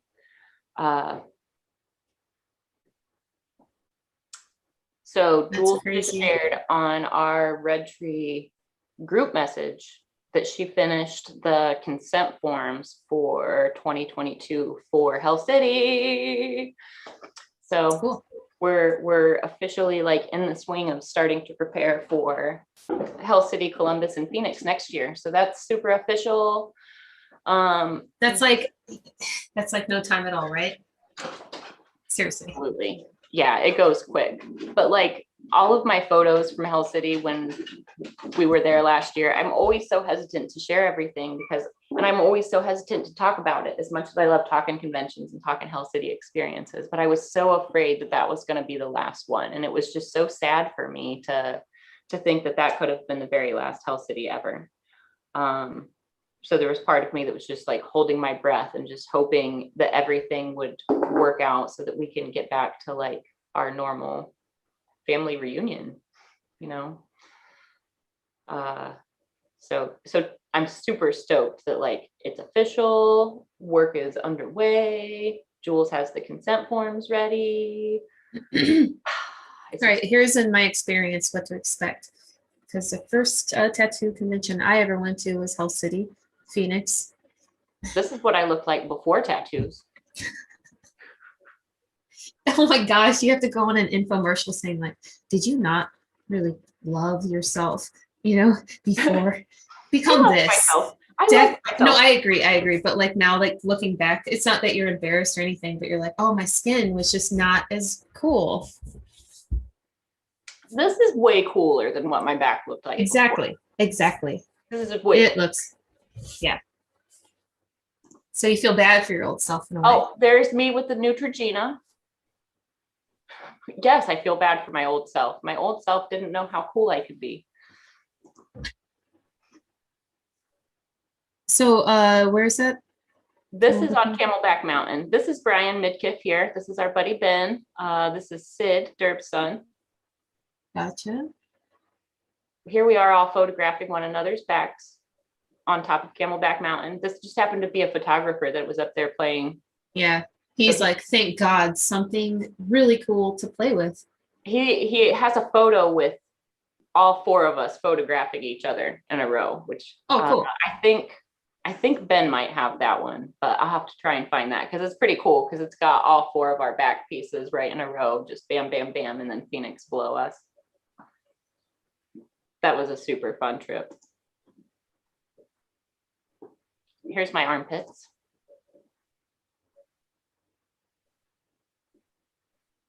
I don't know if I've ever actually taken the time to like show off all of this stuff. This was before, I don't think so. This was before we had it finished. I had one more session to go after this. It makes tons of questions come up, visually, because I mean, unreal. What are your questions? Like, what the fuck? Like that, that's number one. Number two, where did this come from? Like the mind is so crazy. Like, where did this come from? It's how is it so eloquently presented with pigment and skin? Oh, here's Ty and Adam working on me at the same time. Yeah. See that look? That is a look of pure defeat. That is not tough. I'm crying on the inside like a little girl. That's Civil War battlefield, 1861. It was real out there. Let me see. Let me go back to the armpits. Let me see if I got a more recent post of them on here. How often do you hear people just saying, or just being stunned that that type of thing is achievable over time? That it isn't just what you see out there. It's actually possible if you want to do it. That's one of my favorite things about reminding people that it's not a race. You can have the vague idea, but you don't have to commit to it all right away.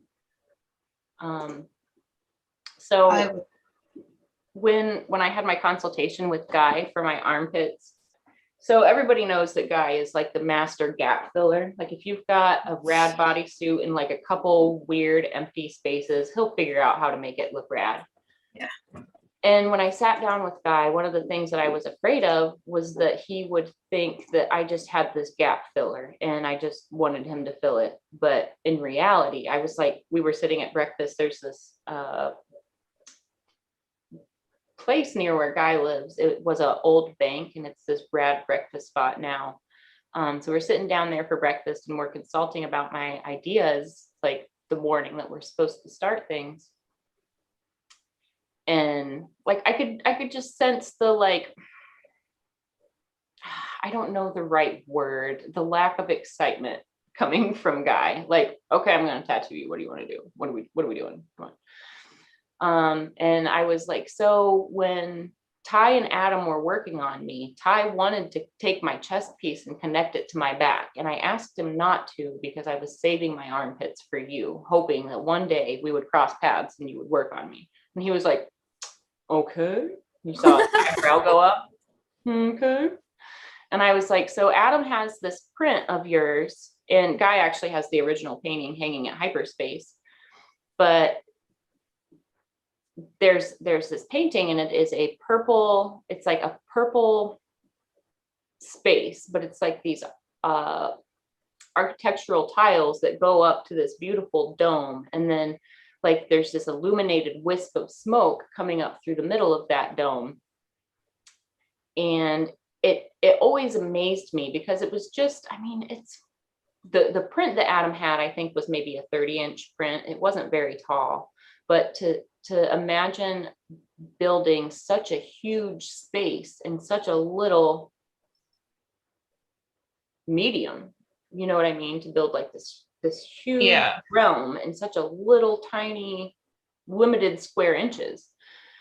And I told Guy that when I saw that painting, that's when I realized what I wanted to do with my armpits. Like I wanted it to look like when I lifted my arms, that it was opening into like a whole nother dimension within me, you know, where a lot of people put like the chakra windows in their front. Like I wanted to like, I didn't want it to be just a filler space or just a thing. Like if I was going to get my armpits done, and I felt like for a full body suit, it's necessary. I felt like if I was going to get my armpits done, I wanted it to be like worth it. I wanted it to be worth the pain, and I wanted it to be just as special as everything else. And I, you know, seeing that whole realm on that, in that little painting, whole other dimension, that was like, that's what I want. I want it to look like I'm opening into this other worldly existence. And then, you know, he used complementary colors to balance the cools and warms on my chest. And I think he nailed it. It was just funny how like it took like talking about, like when I brought that painting up, he was like, okay, I know what we can do. And like his hand just instantly went to work and started drawing both of these shapes. So it was really cool to see like the excitement rise in Guy, and being that he's an artist that I look up to so much, I definitely didn't want my projects to be a chore for him. I wanted him to enjoy them and do like what makes Guy's work magic. So it's pretty special, and I kind of think like it's like a cherry on top of my whole collection. Like you can look at everything, but then when I like lift my arms up and you see that also, it's like, wait, what? And people are always asking how bad it hurt. I mean, it sucks. The tattoo sucks, but like if you can handle like, Go ahead and put it on record. You're gonna have to put it on record between 1 and 10. if you can handle this area right here, like the side of the chest, you know what I mean? Like the side of the chest, side of the arm where it like folds into the armpit, or like this place right at the back of the armpit. Those spots are worse than here. Like it doesn't get worse. If you can get all the areas like in the underarm and like on the very edge of like the pectoral muscle, that's brutal. So it doesn't get worse than that. I'm not saying it gets better, but it doesn't get worse. So, and then the other thing is we achieved this in layers. So it was only like 3 hours each day. I didn't have monster marathon sessions on my armpits like the other parts of my body. Let me jump back to these original pictures we were looking at, because they showed a lot more. One of the things I didn't realize was how much of my rib cage I still needed to get tattooed. Oh, did I go back too far? I might have. Where are we? Here we go. So all of this rib cage area, that was exhausting. That's torso. That's just like the back. That's just like the chest. That's just like the side, because it's the side. So this area was just exhausting each day, just because it's the torso. But like the actual armpit area, don't be afraid of it. If you could sit through this little morsel here, you can sit through the armpit. Why do we do this to ourselves, man?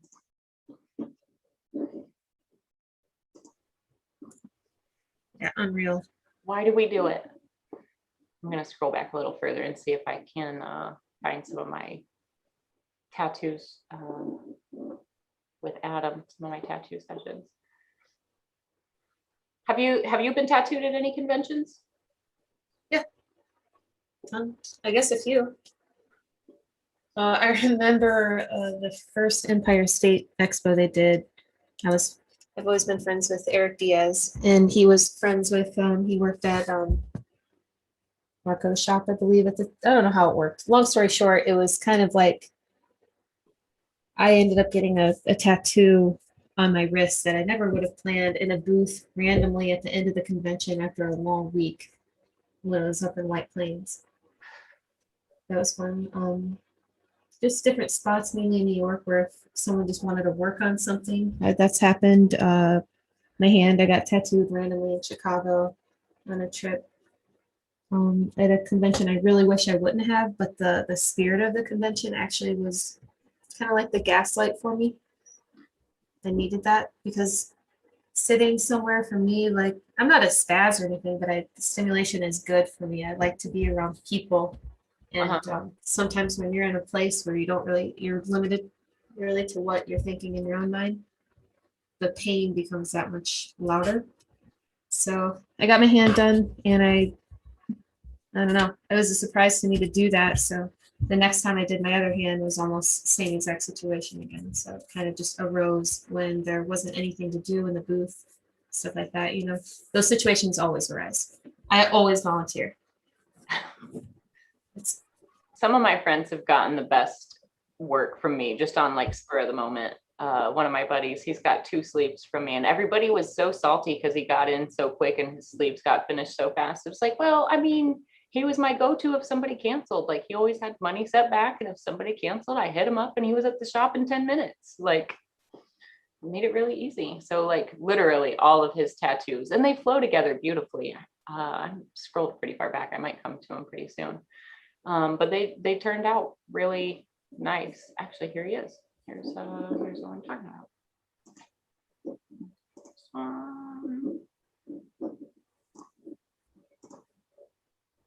Yeah, so this whole arm, it was started, he got both sleeves in just over a year, which is pretty quick for 2 big projects like that. But each and every piece was just kind of like on the fly. We never planned any of it, and it just came together. I'm still really proud of it. He's got his daughter's portrait in the lower part of it. Oh, that's some other giant work.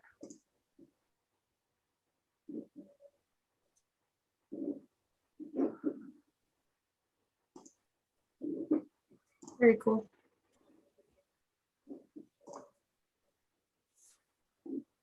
You know, it's not bad being in control of the computer screen. This is the first time we've done it like this.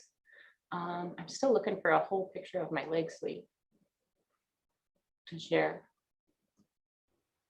I remember a friend of mine, we were in Miami at one of the Gathering of the Giants. It was super hot outside. It was in like, I wasn't used to that. I live in Wisconsin now. I'm from Virginia originally, but super duper hot. And she was getting an octopus on the front of her leg, and it was huge. And you know that pressure when you know you're gonna have a killer piece, you're with a killer artist, you have to sit through it. You have to. If you don't, I mean, it's just a shame, you know, that the artists, it's not like the whole thing is about a competition, and no one really even brought that up, but like, you want to finish what you start when you're going somewhere like that. So I was happy to sit through that as a client in a chair, as a collector in a chair. It's pretty intimidating, I'll say. The stress is high. Just getting tattooed, period, the stress is high. So any extra on the situation, it can raise it. This is after my first session with Ty and Adam on my chest. This was a brutal day. Okay. And then this was after our second session. This was actually probably the most traumatic tattoo session I've ever had. This is probably the only time being tattooed that I've actually experienced like any kind of anxiety attack or anything like that. But there are some areas that are totally fine for me to have 2 people working on me at once. Did you say anything, or did you just kind of like deal? It was pretty obvious, I think, what I was going through. But Ty was working right around here, and this like sternum solar plexus area, like that's where your soul really is. Like if you don't believe that like chakras are a thing. Once you get that part of your body tattooed, you totally do. As he was working on me, I was experiencing like a very psychedelic experience. I was in so much pain that now I understand, like, people that chase pain, people that like kind of like jump down that whole rabbit hole of any kind of like self-inflicted pain. I now understand what they're chasing. However, for me, it's not worth it. It's definitely not worth it.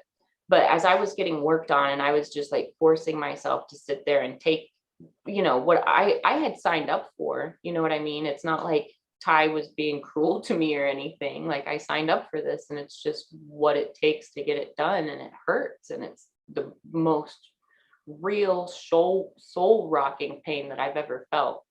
So I'm trying everything to just like deal with it. And as I'm like, whether my eyes are open or closed, there's like this kaleidoscope of just like this vortex that I'm visually flying through. And at that time I hadn't experienced DMT. Now that I've experienced DMT, it was very, very similar to like that DMT tunnel that you can get sucked into as you're like kind of moving into the next dimension. Do you think, like, I know that I understand what the process is, but what could possibly be the future in the process of pain management in areas like that for? So for me, it just sucks. There's so little tissue there, especially on me, that like the numbing stuff doesn't work. I mean, Yeah, you'll get that pre-numb, but it's done in 15-20 minutes, and it takes longer than that to achieve what you need to achieve. But like the collarbones rock you, but it doesn't rock your soul the way that right here does. So like as I'm going through this like pain tunnel, I just start like my eyes watering. I mean, what if like you could utilize virtual reality of silent shutoffs, turn your mind off? I don't know if that's possible. If there's like a way that to rethink the I feel like time travel would be better. Can we just time travel to 5 hours from now? That's okay. My solution to it. So I'm going to work on a time travel device so that I can travel 5 hours into the future, or my client can travel 5 hours into the future. You know what you could do? I have an idea. Tell me your idea. Okay. Get your client to come in, and exactly what they're going to do on the day that they would be getting tattooed, they're going to do, and they're going to wear the headpiece for 5 hours and film exactly what they would have done. And then they're going to come and sit in your chair for 5 hours, watch themselves. They're not even there. So artificially astral projecting themselves to the previous day. Time travel. I can get down with that. I can sprinkle a little bit of weed in there and you've got it. You know what? The weed might be the catalyst. Yeah, it could be.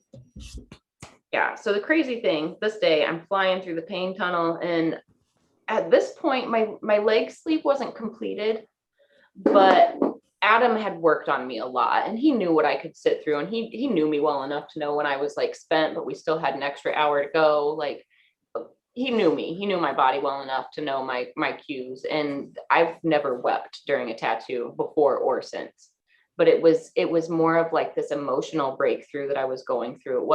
It wasn't, yes, I was in pain, but these visual stimulation that was happening in front of me. Guy calls them pain flowers, but like as I'm flying through the pain flowers and the kaleidoscopes of like all existence in this extreme pain that I'm in, it's just like a overwhelming,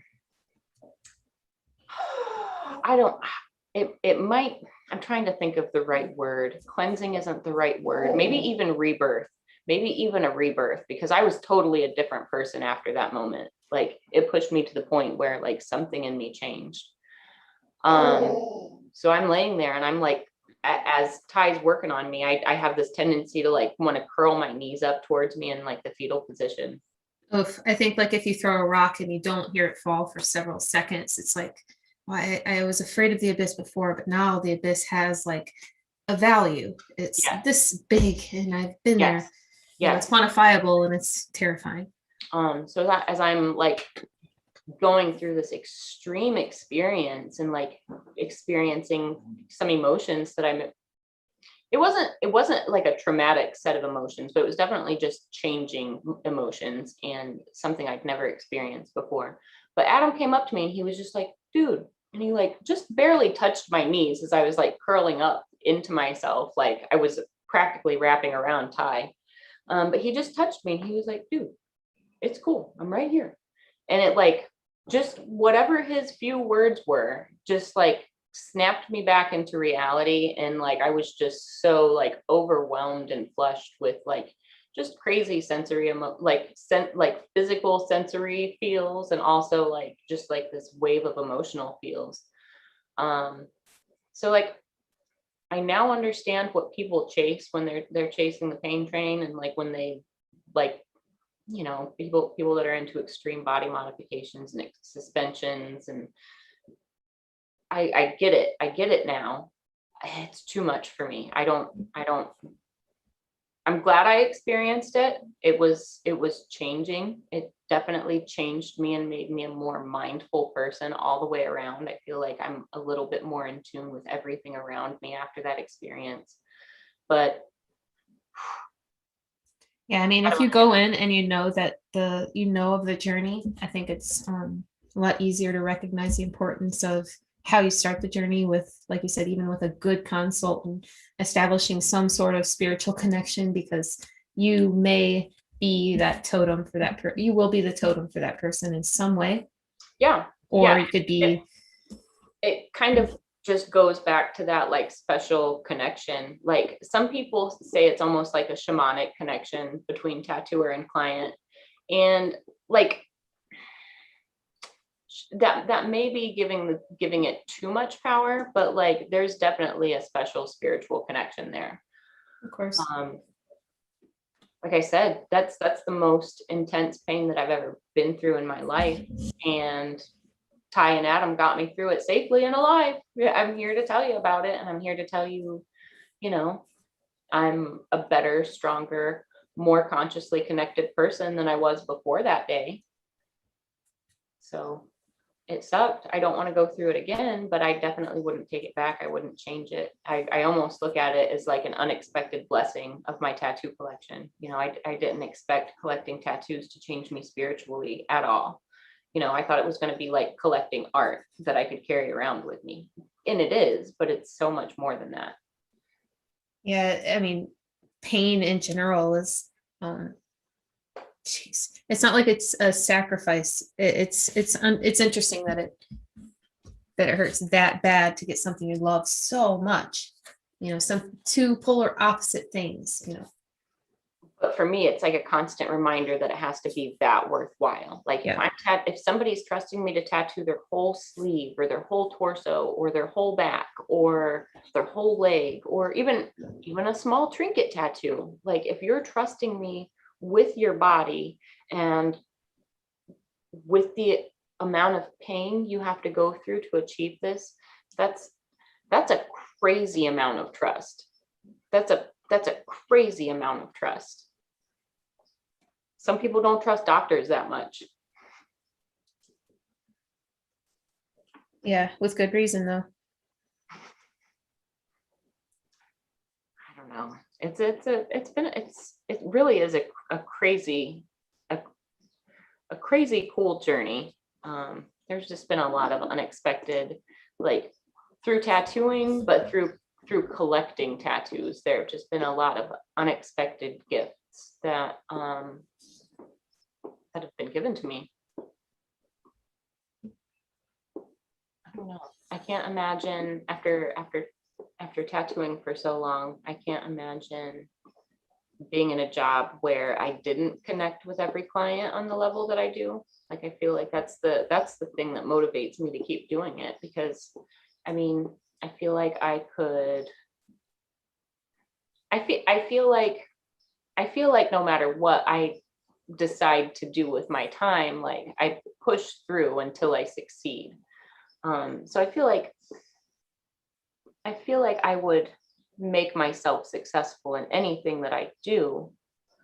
but I can't imagine loving something as much as I love tattooing. And then I feel that like the more I get tattooed, the more it helps me to appreciate what I am doing to my clients while I'm working on them. It makes me fully understand like the emotional roller coasters that my clients are on, because you know I've experienced it. I've been through that pain tunnel and I've been through that crazy life altering pain. So I think it makes it easier to connect with my clients and easier to like not be their enemy, but be like their cheerleader and encourage them and like, you know, tell my clients like, hey, I could do it, you can do it, and you're gonna love it so much when it's done, and it's gonna be so worth it. Here's the inside of my leg. I don't get to show off this angle of it too often, photo wise. A lot of people ask me how painful the inside of the thigh was too, and this really isn't a bad area. This inside part of the knee is probably that's probably the worst area right there. That and the ankle. After that, I don't think there are many parts of the leg that were a challenge per se. What would be challenging is some of our sessions would be huge amounts of area, and the heel, like having that much open skin and having that much of an area to deal with swelling and to deal with like being uncomfortable and dealing with that like sunburn feeling over like such a large portion of me. Some sessions, like the session itself wasn't bad, but the discomfort the next day was awful. But as a tattooer, you know, that's something that like I can be mindful of, and you know I can always be in touch a little bit more in touch with what my clients are going through, just because I put myself through it.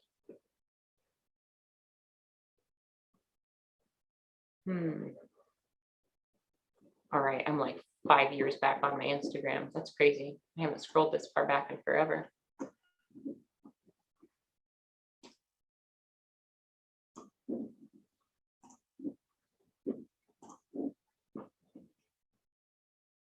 Another super rough session for me. We were several sessions into my back. We were really far along. Russ Abbott did my back. I'm gonna see if I can find a picture of us when we first started it. I scrolled past it. One of the tougher sessions was in St. Louis. I went and met him at Tattoo the Lou, and it was in a beautiful location. It was an old train depot, and out back they had this huge koi pond. My little sister and I spent like all of our time at the koi pond when we weren't like partaking in the tattoo shenanigans. But what made that day brutal, he was on like just the lower back and butt cheeks all day long. All day. And it was just a long day. We got started really early and he just pushed and worked through. And we were going to do 2 days back to back, but we worked so much the first day and he got so much done and covered that we ended up just taking Sunday off. It was a rough day. But this is the very first start of my back tattoo. It's pretty crazy. This seems like it was so many years ago. 180 weeks. It's come so far. Our first session on that wasn't it. We just went through, I think he just went through and gray lined the whole thing. And then the next day we started the darkest black and red.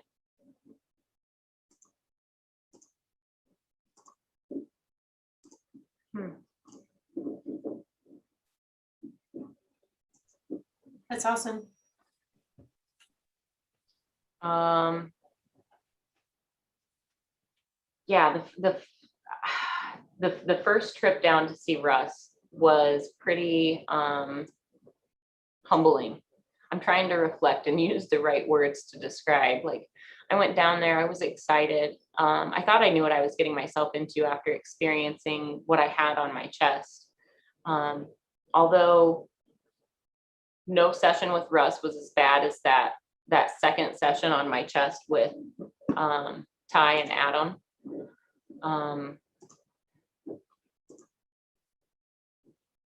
The first session, the first two sessions back to back definitely humbled me. I didn't expect it to hurt near as bad as it was going to, like down here in this like sacrum area. I didn't expect my butt cheeks to hurt as bad as they did. But you're saying like the threshold 10 is you're touching your soul in pain, and that's not a 10.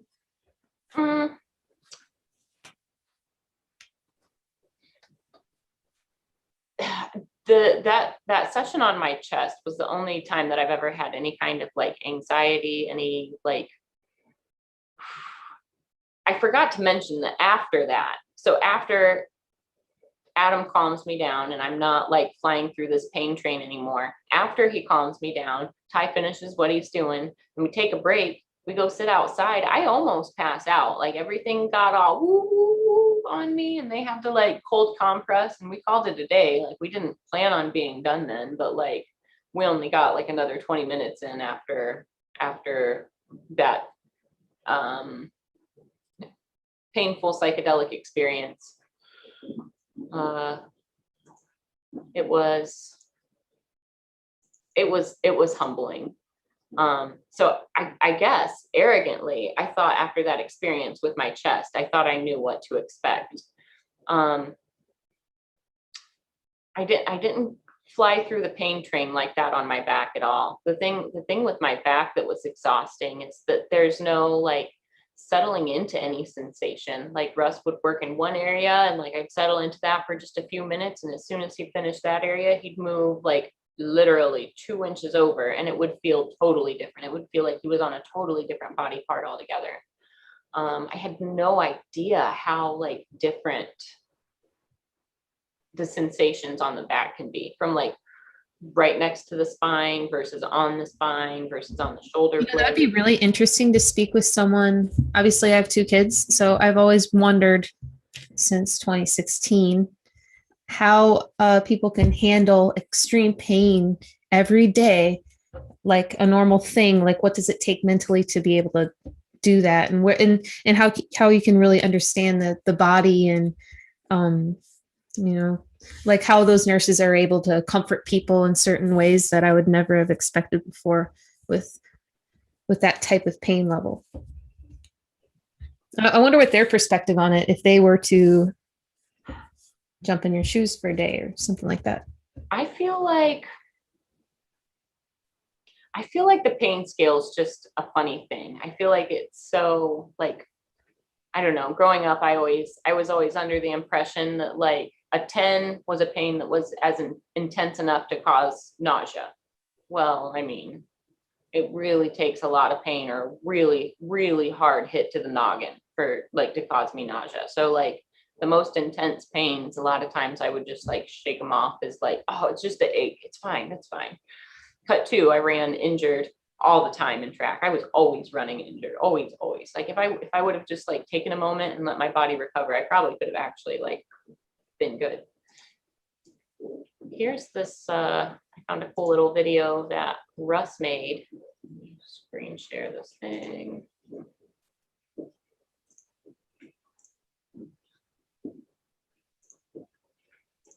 So this was from the Tattoo the Lou trip that I was just talking about.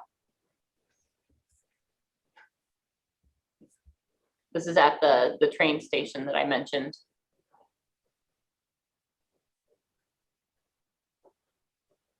I think there might even be sound to this too. There we go. Sorry, fail. Oh.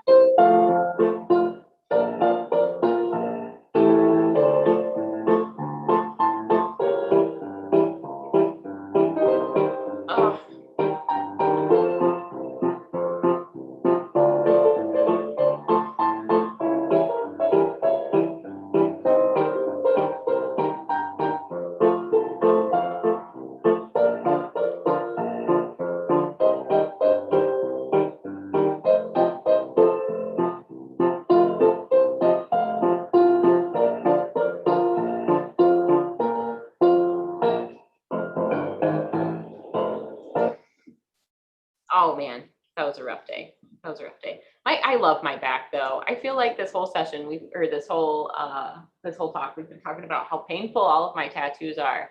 We're talking about the worst parts of it. I mean, they all hurt, but please don't be afraid to get tattooed. It's so worth it. It's so worth it. Sure, yeah. That's not it. Yeah, you're right. The end result is something that's so permanent. I just treasure my whole tattoo collection so much. I mean, I've been fortunate enough to be worked on by artists who I never would have imagined I would even meet, you know, if you know, in the first 3 or 4 years of my tattoo career, if you would have told me that I would have work by any of the artists who work on me, I would have said you were nuts. No way would I be able to afford it. No way would I be able to get in touch with them. But like in reality, all it takes is just committing. Reach out to the artist and commit. Like once you make the commitment, the universe kind of helps you along. It's really special how the ball has rolled for me. I've got some rad ideas for my my right arm. What I would like to do is have like a collaborative project where like maybe I pick a destination, or collectively we all pick a destination, but I'd love to have like 5 or 6 of my favorite bio artists. I'm hoping to like maybe invite 10 that would maybe want to work on me, but I would love to have like 5 or 6 artists like collaboratively design and like fulfill and complete my right sleeve in a weekend, and like make it a fun destination and vacation for all of us. But like film it and document like the collaborative process, like between the artists and myself as a collector, also an artist, and talk about different ways like 2 artists could be working at once, or like the tag team methods, or you know, like if we can candidly talk like while I'm being worked on about like pain management and like what I'm going through, and like, you know, so he's right next to your elbow right now, what's it feel like, versus okay, so now we're right in the funny bone meat, what's that feel like, versus like the tip of the elbow.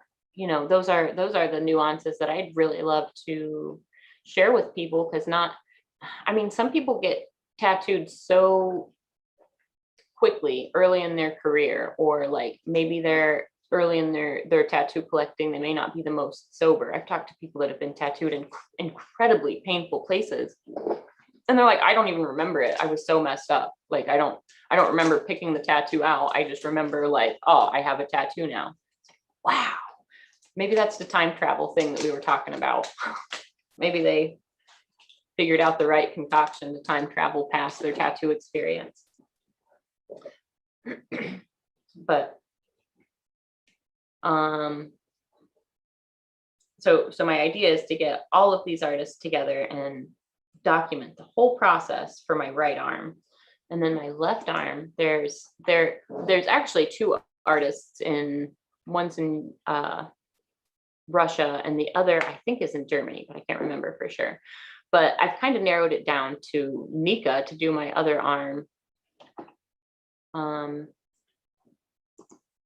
I love what she does, and if and when the opportunity presents itself, I would love to just give her free reign to do anything on my left arm. And my left arm is completely open. I don't even have, my hand's not done.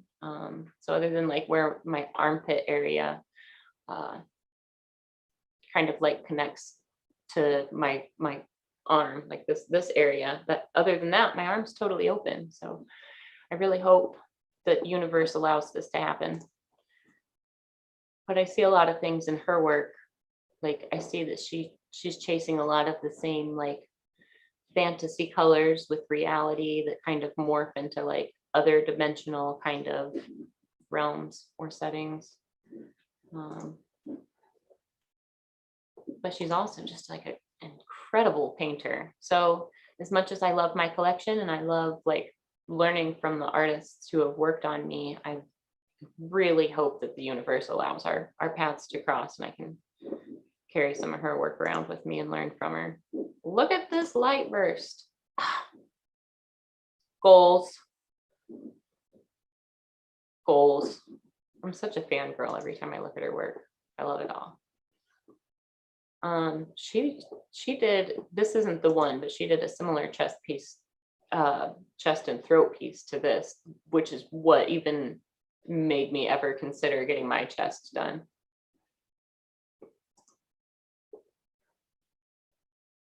I just love her work so much. So hopefully one day I'll be adding some of that to my collection. Early on there, what makes me really hopeful, a few years ago, I probably would not have looked at this as a reality, but when I was being worked on by Russ, he was planning an event for like Tattoo Smart and education, and it was called Launchpad. And what this was, it was like a 3-day event where it might have been 2. I might have just been there for 3. I think it was 3 for me because I was getting tattooed. So anyways, it was an event down in Atlanta. And Tofi from Poland came, and I have always loved Tofi's work because he works giant. He works with the whole body part, and he makes these amazing pieces that are like, he selects focal points, and then other pieces are going to be out of focus and fall into the background.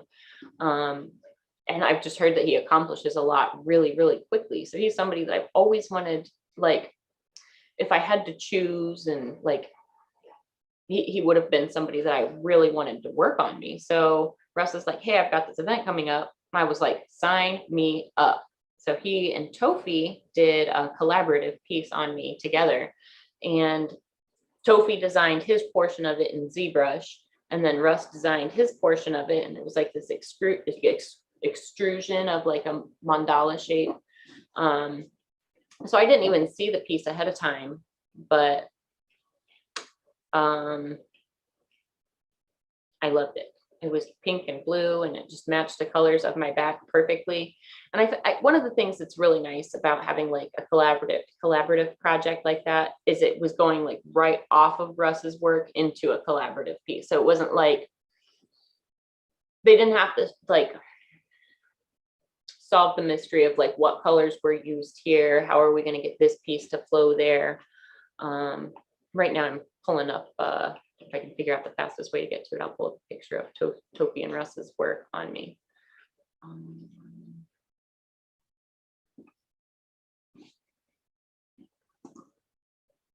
But this one was 9.5 hours of both of them working on me. It wasn't tag team, like they were both working on me the whole time.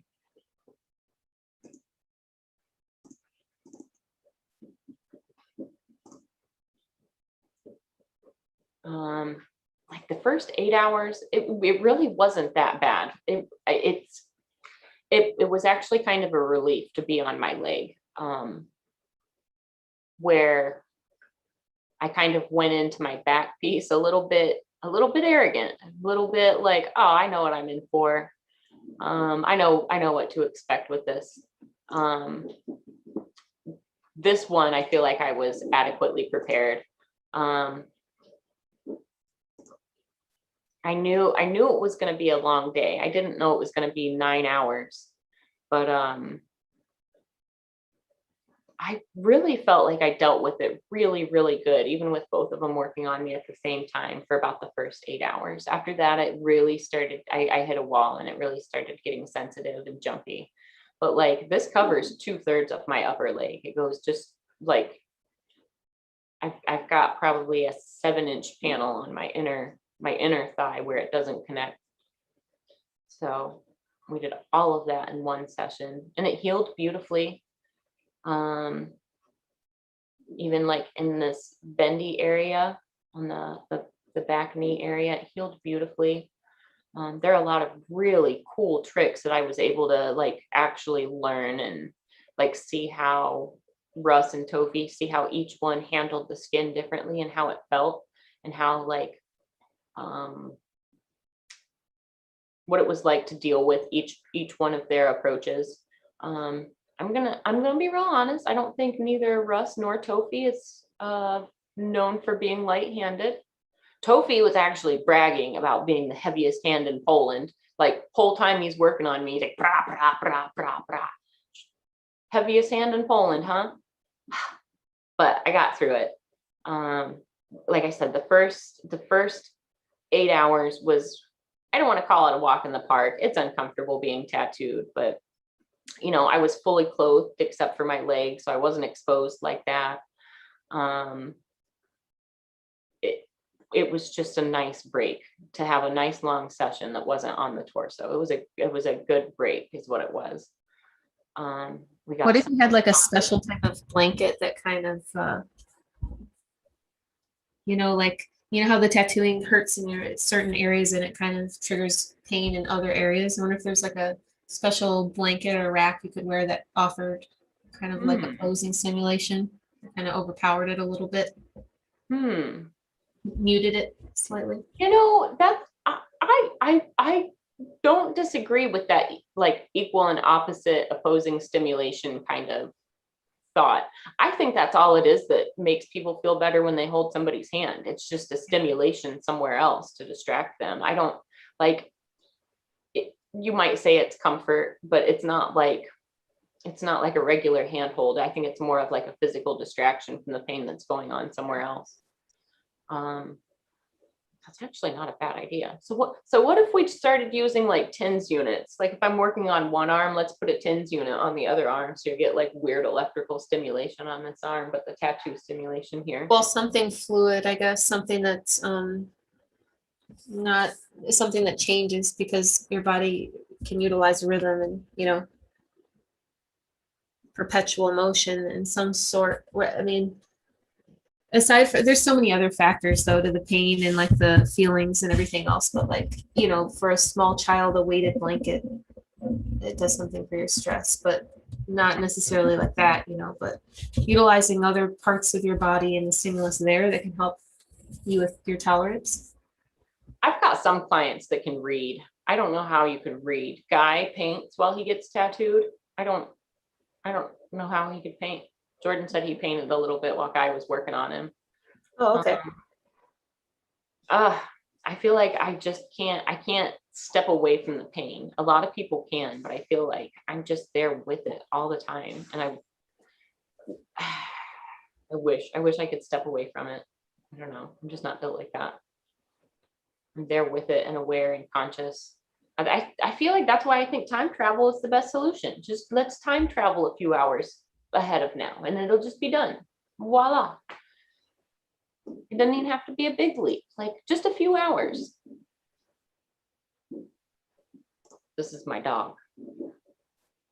She might be pestering us here in a little bit to go outside, but she's being really good. I think we're lucky because it's raining, so she doesn't want to go in and out and all of my attention. Yep. She's just snoozing. I think my cat's still sleeping behind me. Yeah, look at her. They're being so good. I'm surprised. My animals are usually nut jobs anytime I'm on like a FaceTime call or anything that doesn't pertain to them. It would be fun sometime when things are easier to kind of move around would be to do a show on the go. So we're actually as soon as I pull the trigger and get a new laptop, we're ready for that. Yeah, I like it when you can actually look and see what you're talking about with right now you're using a mouse, but with your hands, if you can point out different aspects, it's just really cool to see. So hopefully that opens up pretty soon. I feel like I can't wait to start hitting the convention circuit. I'm excited to see that conventions are happening again. I feel like I need to talk to somebody who's actually been attending some, or maybe some artists who have worked at some, but nobody in my immediate circle. I mean, maybe it's just because they're not happening in Ohio. Reach out to someone in Texas. Do what? Reach out to someone in Texas. Good idea. I should. Yeah, my buddy, Chuck, he has always gone. There's a bunch. Texas has been open, Florida. I don't know that it'd be interesting to know if there's some sort of standard and what they're all doing. Have you casually talked to anybody that's attended any of the recent conventions? I talked to Eric maybe a couple weeks ago from Industry Inc. How are the conventions going? You know what? I didn't ask him. Isn't that crazy? So I was talking to him about like running into a mutual friend. So it wasn't like we were talking about a person. So You mean you don't spend your entire day and entire life talking about tattoos all the time? I do actually, but Oh, it was just another tattoo topic. yeah. So yeah, Oh, the the Tattoo Collectors Expo, that'll be in the middle of August. I'm going to that one. That's I think the next spot. yeah, I want to get a list from Derb and see what conventions we're going to be hopping on at, like, for the supply company, for the True Tubes company. I really want to get ready and get back traveling, and I just feel cooped up. I went kayaking yesterday. It was good to get out into the nature, but like I need to get some miles under my belt. I've just been cooped up and I've been local too much, too long. You know what you could do with the empty time a little bit? That I've noticed is kind of tweak anything that you've noticed, like in talking like in your convention setup and be like, man, you know what? I've always traveled with vinyl banners. Really, like when I step back out, let me get a fabric banner so I can fold it and put it in my backpack. Or like, let me get a better trap. Let me redo me, like all the stupid little things. Like, man, I hate the way that my ink was always exploding. So like before I hit that road again, I'm gonna solve that problem now. Like, you know, we have like all this time. I would hate to like hit back the road and suck at my, like hit it stumbling, because I have to fly everywhere. I But mean, I feel like I've got my system for traveling down so simple and so easy you should that do a little video of like, I'm interested to see like me, I should make a video of me packing up to travel is what I should do. Because it's literally, I have a backpack and my armrest, and then I take my box of inks and then I drive everywhere. oh, okay.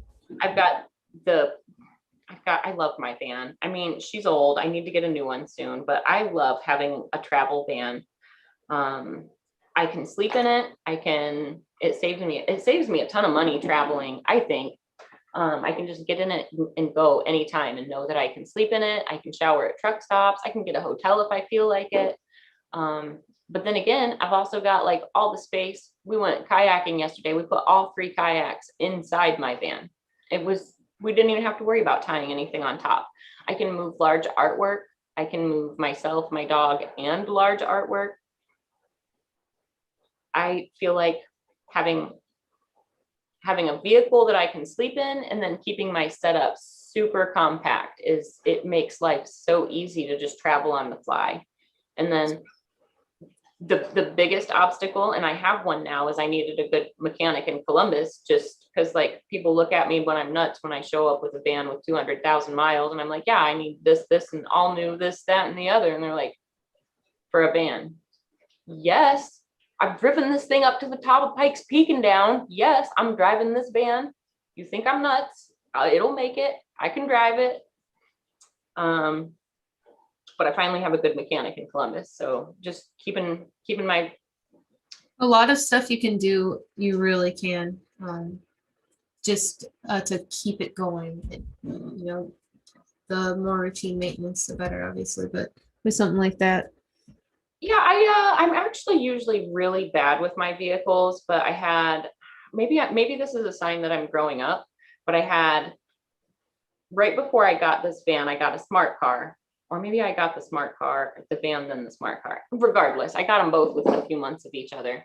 But my smart car, being that it was only a 3-cylinder, tiny little engine, and I drive like a jackass in tiny cars. It's like Matchbox Racer Supreme. Oh, I loved my smart car. I'm shopping for another one.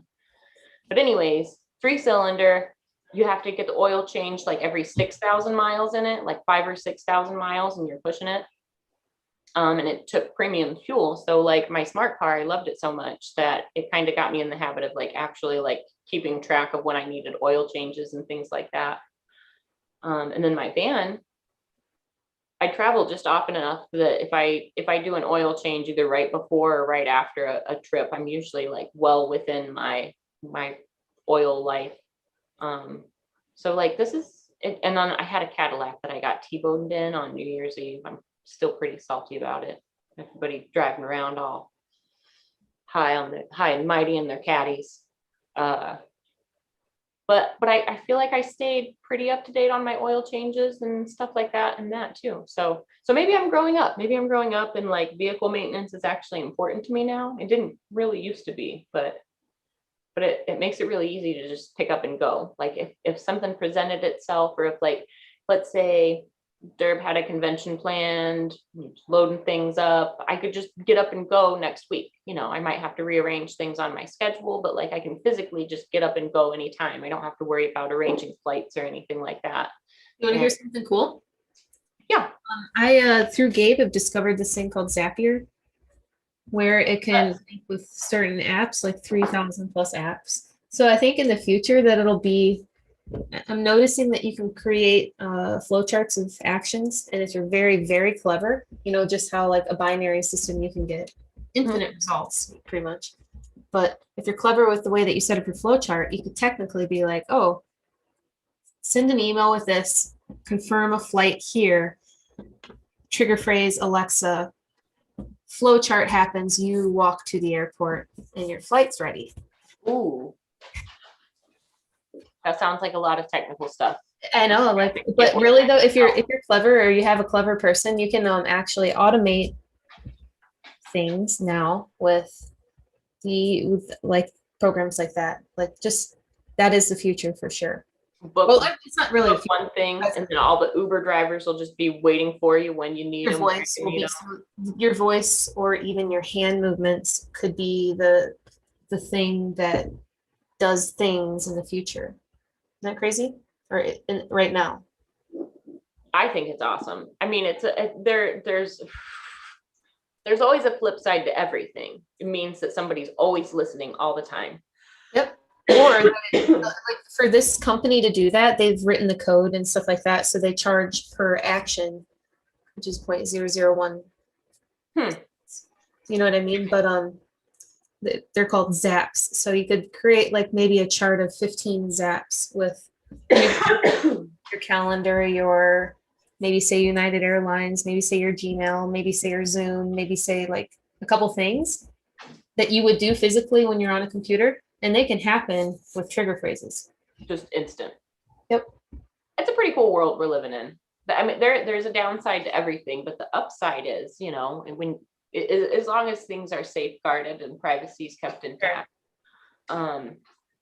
it's really rad how convenient our world is. I mean, even to just pick up our phone and be like, hey Siri, da da da da, and Siri's like, oh, here you go, Fawn. Is there anything I can help you with? Anything else I can help you with?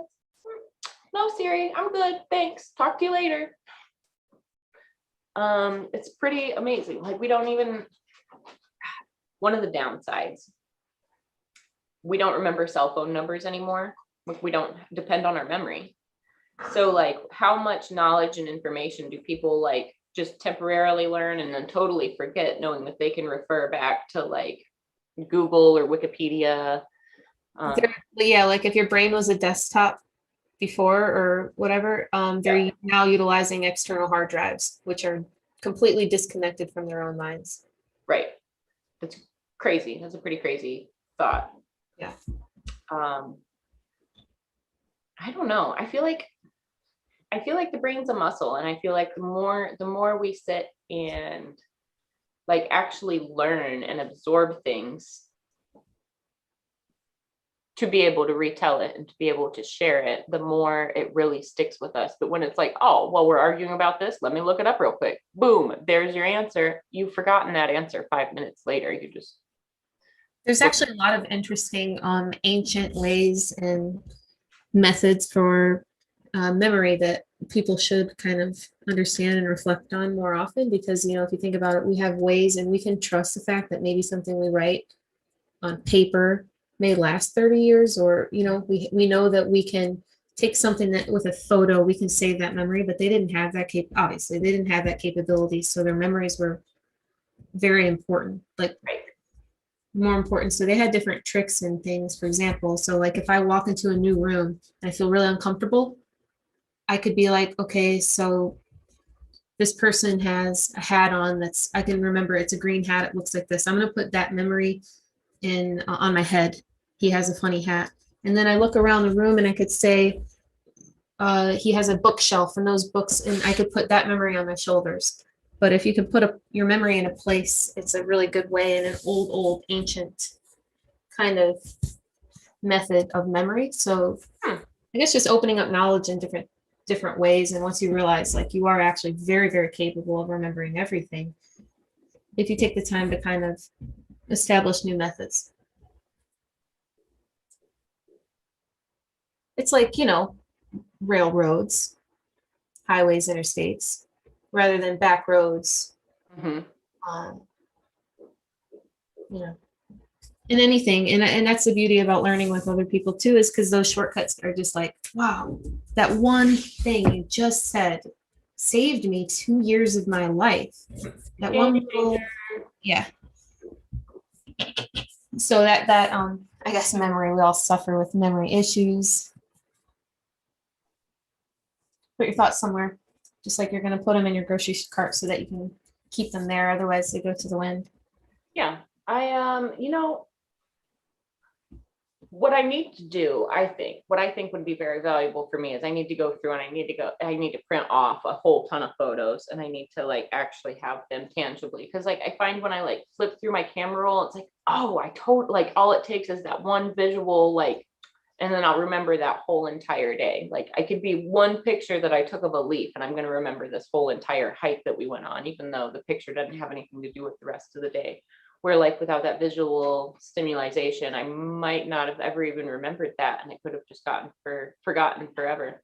Sure. Yeah, they say like obviously studies show that if you don't get at least 6 hours of sleep a night in this kind of age frame, you have a greater risk of developing dementia. And obviously in this kind of environment with working late, not sleeping a lot, it is good to just work with your mind a little bit, just because like you're a little bit of a risky lifestyle. That sleep is not something if you like sleep a lot, you're probably not going to be the best tattoo artist. I listen to Marty tell stories, and it's amazing. If you ever come to Red Tree and you get the chance to hang out with Marty, it really is special. It's one of the things that I love the most about working late at night, is because our rooms are close enough that like when he and a client that he's had for like 30 years get to talk, and they'll start talking about landmarks and places and years and specific days. And it's really cool how just sharp Marty's memory is. I think like, man, can I remember things that well that I experienced with my clients? And as soon as I start like doubting it, I saw a client that I haven't seen in a few years, but I was working on him and his kids and his wife and like their whole family pretty steadily there for a few years. So to see them again, now that their youngest daughter's like 5 years older, and we're catching up, and as soon as I see them, literally every story comes right back. Like every little tattoo that we're talking about, like I might forget it, but as soon as the wife showed me her tattoo, I was like, oh yeah, I remember all of that. It's really cool and special just to see like how well logged in that information is and how much of an impact my clients made on me, that like the memories are there, the memories are special. And I look forward to the days that I can just sit and like reminisce and be like, oh yeah, 40 years ago when your dad did this and this and this and you were just a little da da da. I look forward to the day that I can talk like multi-generational stories with clients the way that Marty does. I hope there's somebody around that wants to listen to him the way that I want to listen to Marty's stories too. Tell him all the time, like, hey, I was being nosy the other night. I heard you talking about this. So I know he knows I'm always kind of listening, and he's like, I think he makes it a point to even like project more so that my clients and I can hear what he's talking about and hear the stories that he's sharing. Because he'll just openly talk about his stories with Lyle Tuttle, just like it's casual conversation that like, they were hanging out, and he got to experience Lyle like back in the heydays of both of their careers. It's cool to just hear all those gems. I tell him all the time he needs to get them organized and write another book and just share all of his experiences. I hope he is. He sometimes says he wants to put another book out, but apparently his last book was quite a project. So I definitely want to encourage him to write a book to share his crazy stories that history and that memory and that connection. Like he probably remembers things that his clients don't.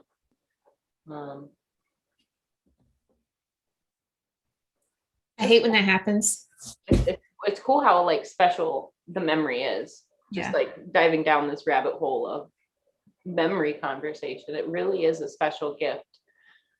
I hope I stay really sharp. My great grandmother passed in her 90s. I believe she was 94. And she was sharp until her late 80s.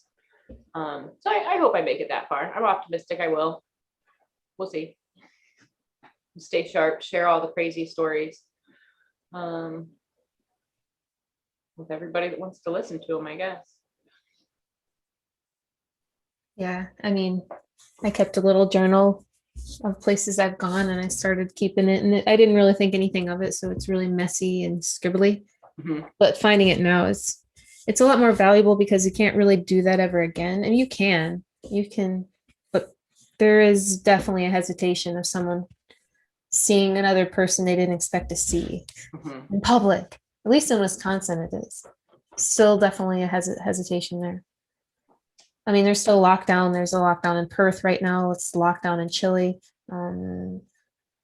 Sandy's just starting to get to tattoo again. So we're super extremely lucky. We're crybabies in the beginning. Literally, I mean, not crybabies because it was absolutely warranted. What was happening in Florida was happening. Girl, here's how I panicked. I was like, what do you mean we can't tattoo? I need to get a job. Oh gosh. So like within 2 days, I think we were closed on a Thursday, and I had my orientation at a factory. It was a food packaging factory called Graphic Packaging, but we made like Panda Express containers and McDonald's containers and things like that. So anyways, my sister worked there, and I was like, I know it's a job that is essential. I know they won't lay off, and it'll give me, like, in case they shut down the highways, it'll give me permission. It'll grant me permission to travel between Columbus and Marion, where my family lives. So for me, it was like I was solving a lot of potential problems all at once. Like, okay, I won't have to go broke. I won't have to like rely on savings, and I'll be entitled to travel to and from. So that was really important to me. I didn't want to be like on literal house arrest and also unemployed. Like, I mean, I can paint and I can keep myself busy, but like, I like traveling. I like being able to come and go. So for me, that was my way to like, I didn't know how long we were going to be closed down. So that was like reality just got real quick. So I got a factory job. Nothing will make you appreciate something you love more than taking it away and doing something you hate. And then you're counting down your life in 30-second increments. But I mean, some people do like that because you know what it requires to be able to be a tattoo artist or a successful entrepreneur. It requires a lot of commitment. And actually, for a lot of people, it is more better to not push harder, to be easier in life than it is for someone who pushes hard, has a lot of ups and downs. They're maybe only really happy a small percentage of the time, but the rest are really chasing that goal. Not really ups. A lot of people just, that's not it for them. They're it for them is family time or, I'm a workaholic by nature. So, and I know that about myself, like to a point that it's kind of a weakness. Like I sacrifice a lot of personal relationships and stuff because I do work so much. I mentioned earlier before I was tattooing, I always had 2 or 3 jobs, and that would be like jobs, like they weren't easy jobs. And at each job I would try and excel and try to do the best that I could and learn the most that I could. So like, even though I was only at this factory for 3 months, like I made a name for myself. And by the time it came time for me to go back to tattooing and things opened back up, the lady that was in charge of like, basically she was the coordinator from the temp agency to full-time employment with the factory.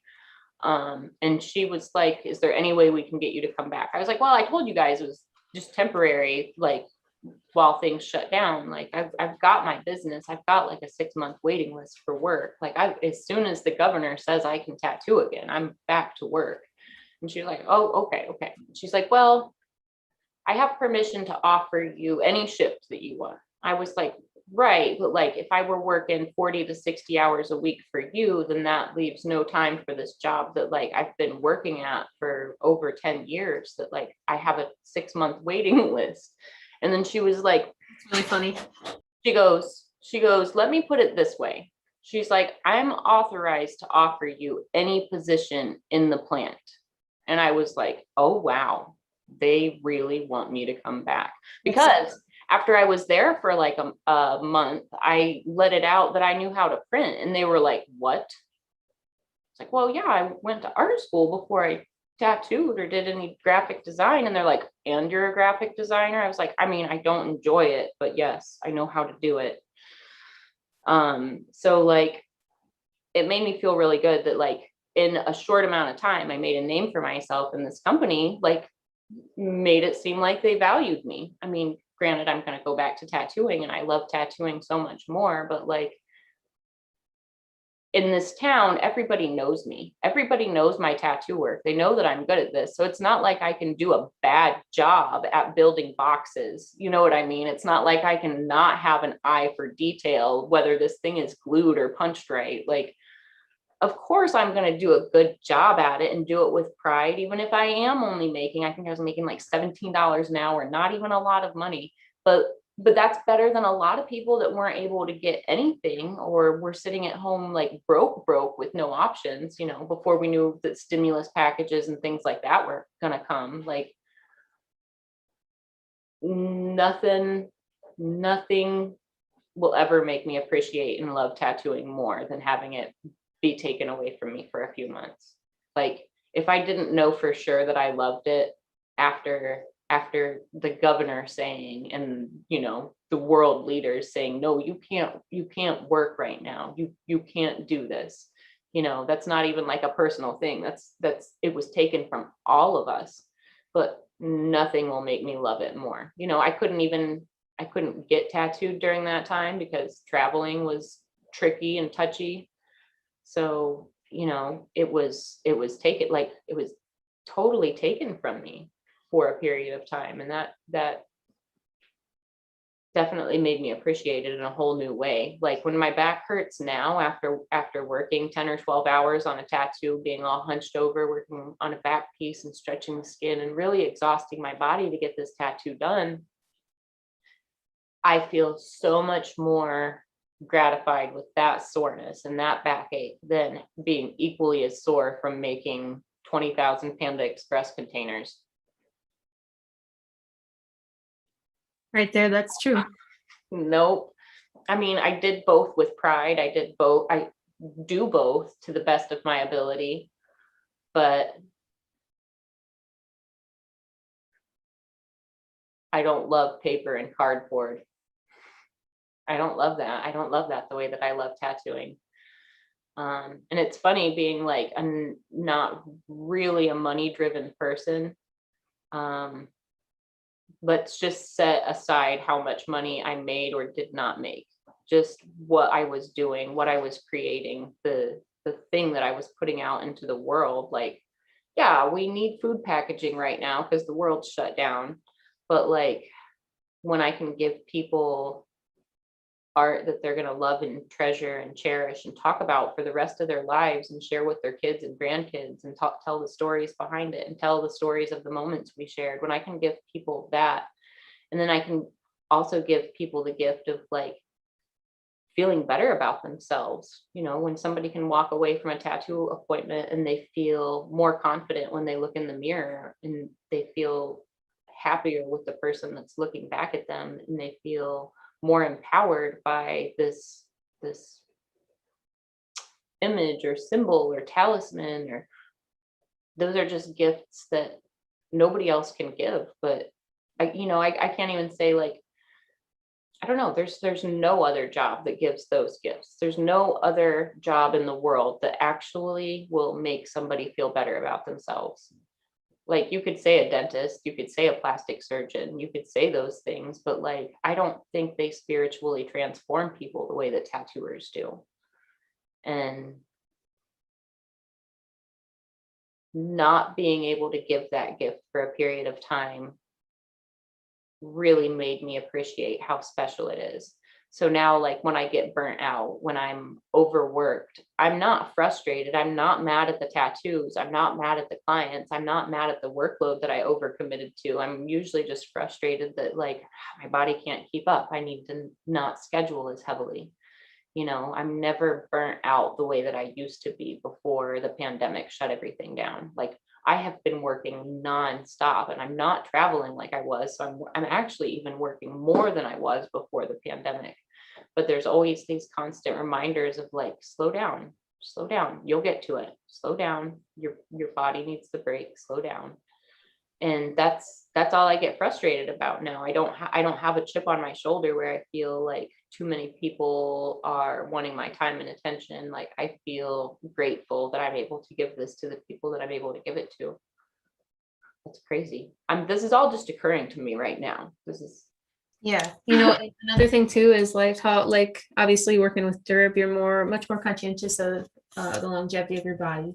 But like, it may be nice to have gloves or certain type of things for your hands to protect them from, not aside from gloves, but maybe like, on the inside of the palm of your hand, of your right hand, at that bottom point where your thumb comes, and on the top where your thumb comes, at least for me, using writing and using a computer, those muscles really do become affected over time. So there's one of the grips that that we have, I really like specifically, and it's called the True Grip 2. It's a barrel grip. Mhm. I really, really like that grip. It's like an egg shape, and you can put it on your machine either way. So you can have like the smaller end down or the wider end down. And I find that when I use that on one of my itty bitty little machines, that it keeps the weight right in the palm of my hand.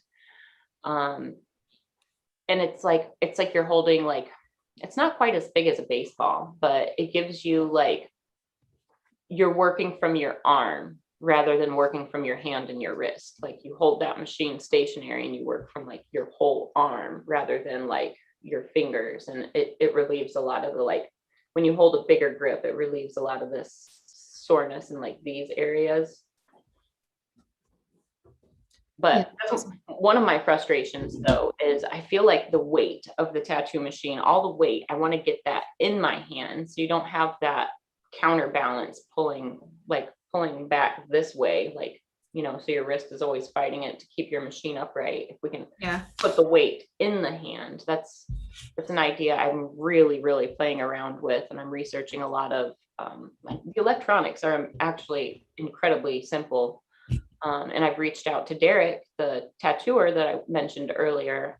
When the time comes and when I've got drawings ready and I've got some serious designs ready to go, he's going to help me machine some prototypes. But there's going to be, I think in the very near future, I'm going to have a rad little super ergonomic, tiny little tattoo device that would be exactly the same as the pens, but I just want to rearrange the weight. I want to put the weight different. I mean, as simple as the batteries and the little boards and the motors are now, if you've got quality board, quality motor, quality battery, let's just rearrange the setup, put it in the hand, alleviate all of those stress points altogether and eliminate gravity. Like when you've just got the thing in your hand and no weight pulling from any other direction, you're going to have complete control. I think it's going to make line work a lot better, at least for me. Yeah. Very cool. Yeah, it's definitely something I think about all the time now.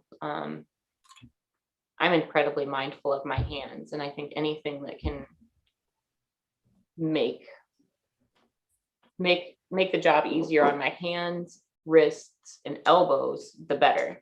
And then if we make the whole package of the tattoo machine smaller altogether, you're eliminating weight, which is now going to eliminate a lot of stress all the way up to the shoulder. Even if it's just fractions of an ounce, fractions of a gram, it starts making a difference when it's hours and hours and it's something you're holding like outright in front of you all day long. The littlest bit of weight will make a difference on long days.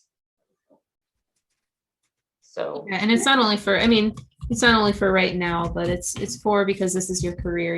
You really should dial in at some of the things and, you yeah, know, well, I say it all the time, like talking tattoos, we only have one body. So make the right choices with it, because that body is going to last you the rest of your life. You go through multiple cars. Most people go through multiple homes, but you only have one body. You have one go round with it. So take care of it. Wear your sunglasses, protect your eyes, people. Like what I about this? I mean, have you practiced with your left hand tattooing in case that something does happen with your right hand, or the other way around? I am slightly ambidextrous to a degree. I don't think I would ever be as fast with my left hand, but the dexterity is pretty good. My handwriting's horrible with my left hand, but like it can be done. Right.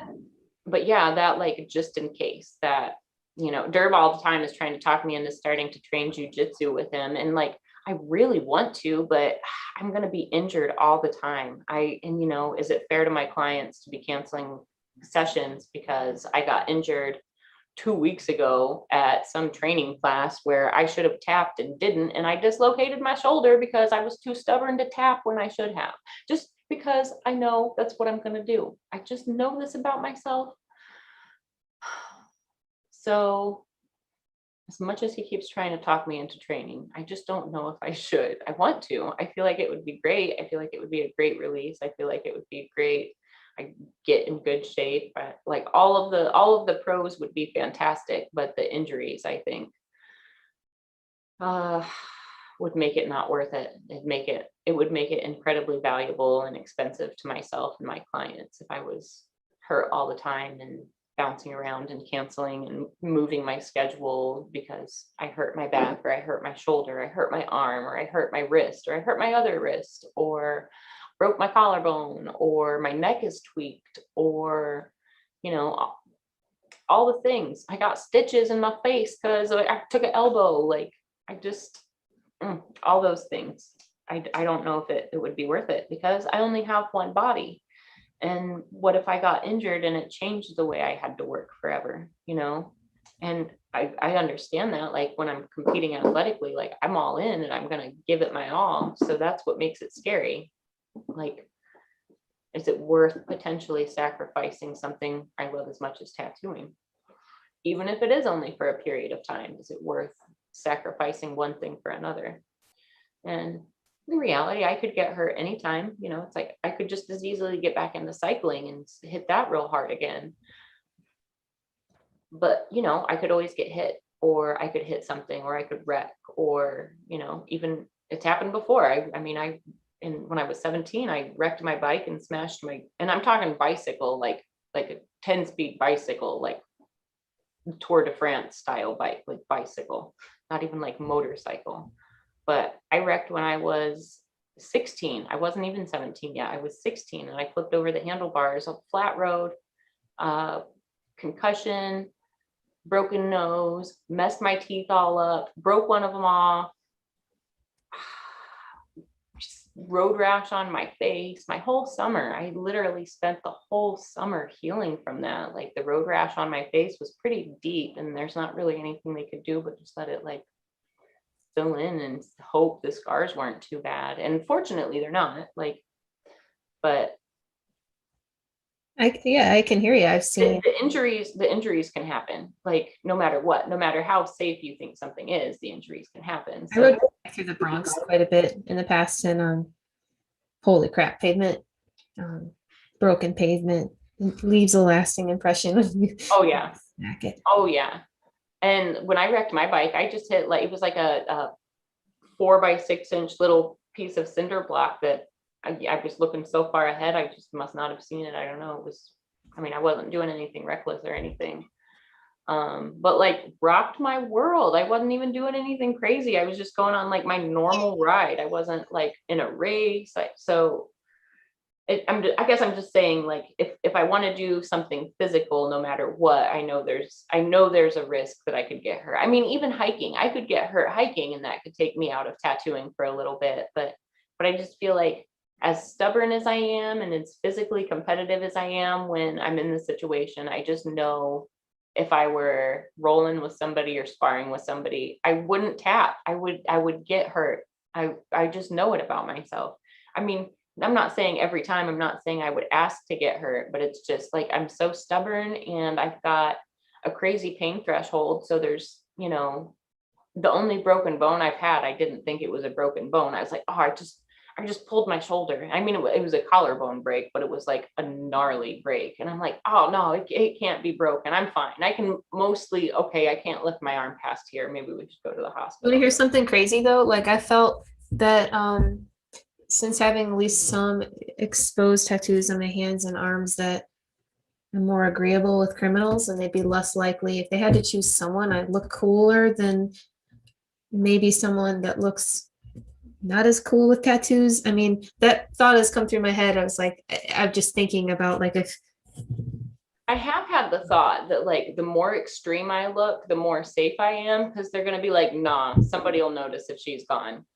yeah, well, there's absolutely no chance of, for me at least, to fight back against anything because even my 2-year-old son is um has his, I mean, he can push me around sometimes. So a grown man or a grown woman or like anybody coming at me, so hands or not. But yeah, that's the next thing you should get into then is running. Eh, I ran hurdles in high school. I'm actually pretty nimble. I feel like I'm decent enough of a runner. What can you say to people, like, also if you're thinking of collecting, you're like, okay, so how should I stay in shape for my body to be able to handle this over time? If I'm going to be seeing you the next 6 months or however long your sessions or however you space them out, do you talk with them about like a fitness and a health regime to keep up? Drink water, keep your skin healthy, eat right, treat your body like you love it. I actually, that's kind of, if it's the first time I'm like consulting with somebody and they ask that question, like, what should I do ahead of time? It's like your gym regimen will stay the same. Don't change your life up for this, but like eat healthy, treat your body like you love it. Like, because the better your body is on the cellular level, the more quickly you're going to be able to heal and recover. You know what I mean? Like, Yeah. like when your body has the water that it needs and it has the nutrients that it needs, you could cut a 2-week heal time down to 4 or 5 days, and that's what I like to tell my clients is the better you are to your body, the more quickly your body is going to bounce back. So like, it sounds funny, I like saying it, but it's like, treat your body like you love it, but really treat your body like you love it, like it's the only one you have. And like, as preparation for your tattoos, treat your body like you love it. When it comes to choosing your tattoos, treat your body like you love it. When it comes to like choosing your activities, treat your body like you love it. You've only got one. So if you're a gym rat and you go to the gym and you work out, do that. If you are a little bit out of shape and you plan on getting in shape, if you choose a quality artist, they should be able to work with your body so that it'll flow and change and fit with you, even as as you become more or less tone, those muscles are still in the same place. So I think a good quality artist who has experience under their belt is going to know how to place things so that they do sit with you right, no matter how your body changes. So like, all you need to do to prepare is just water, food, good food. If you take a multivitamin, continue taking that multivitamin. If you don't take any vitamins, maybe start taking one. I honestly usually only take vitamins when I'm about to get tattooed, or like if I just feel tired for a few days in a row, I'll take a couple vitamins to like feel better. But that's the most important thing you can do. It's just like eat right, get rest. Like all the things you do that you should do all the time anyways. So like, this is what you should do to prepare for your tattoo, but like you should, in reality, like everybody always tells us we should drink more water. Everybody always tells us we should stay away from artificial processed things. Everybody always tells us that we should like eat our vegetables, but like, do it. Your body likes it and appreciates it and works better. And then when your body works better, you feel better, you function better, you're mentally more sharp and more clear. So there's like no downside. Just treat your body like you love it. But, so I think, guys, we're at almost 3 hours already. Yeah. Can you believe we killed 3 hours, Lauren? Yeah, I'm actually working in the background on several things I've got scattered across my desk. Yeah, I think we've done a really good job killing 3 hours of everybody's day. Cool. Do you have any more questions or anything? We can do our sign-offs. Yeah, I'd definitely like to kind of note, because I totally skipped over this in the beginning, about the sponsors. Oh, So, and then upcoming events, we also have, I forgot to mention this, which is really cool. Rob Shaw is going to have Penny Funk on Sunday night. So that is happening. Andre Malcolm has a koi sleeve design seminar coming up as well. We're starting to see us show signs of a schedule. The Rock River Tattoo Art Expo will be happening. Yeah, July 8th to 10th of 2022. This November, I think that it's pending. Let's postpone booking our plane ticket yet, but we are going to be at the Brussels Tattoo Convention November 12th to 14th. Nick Baxter, Ivana and Gabe, they're going to be doing seminars, art jam over there. Should be a great time. I'm going to go too. So excellent. All right. Well, anybody that's made it this far got to hear a lot about like my tattoo history and see some of my tattoos and hear me ramble. But I think there was actually a lot of really good advice in today's episode. If you have any more questions, feel free to hit me up on Instagram at Fawn_Baker. You can message Jordan and I collectively at Tattoo Collecting 101 on Instagram. And as always, you can find us and all of our links back to Reinventing and back to our personal pages on tattoocollecting.com. Thanks for joining us. yeah, See you awesome. guys next week. Oh, we have, let me double check. I think next week we have Dexter, which will be a great episode. Do you know who Dexter is? He's one of Guy's clients. Maybe Yep, next week we'll have Dexter Mount. He has some amazing work from Adam, Mr. France himself. He's got some amazing work from Guy. They just completed, I don't know if it's completed, but they just worked on a huge cover-up project, some tribal, like a tribal lower arm that they turned into some amazing Guyo mech. So next week is going to be a great episode. Dexter's a lot of fun. So cool. Awesome. Well, so yeah, have a great day.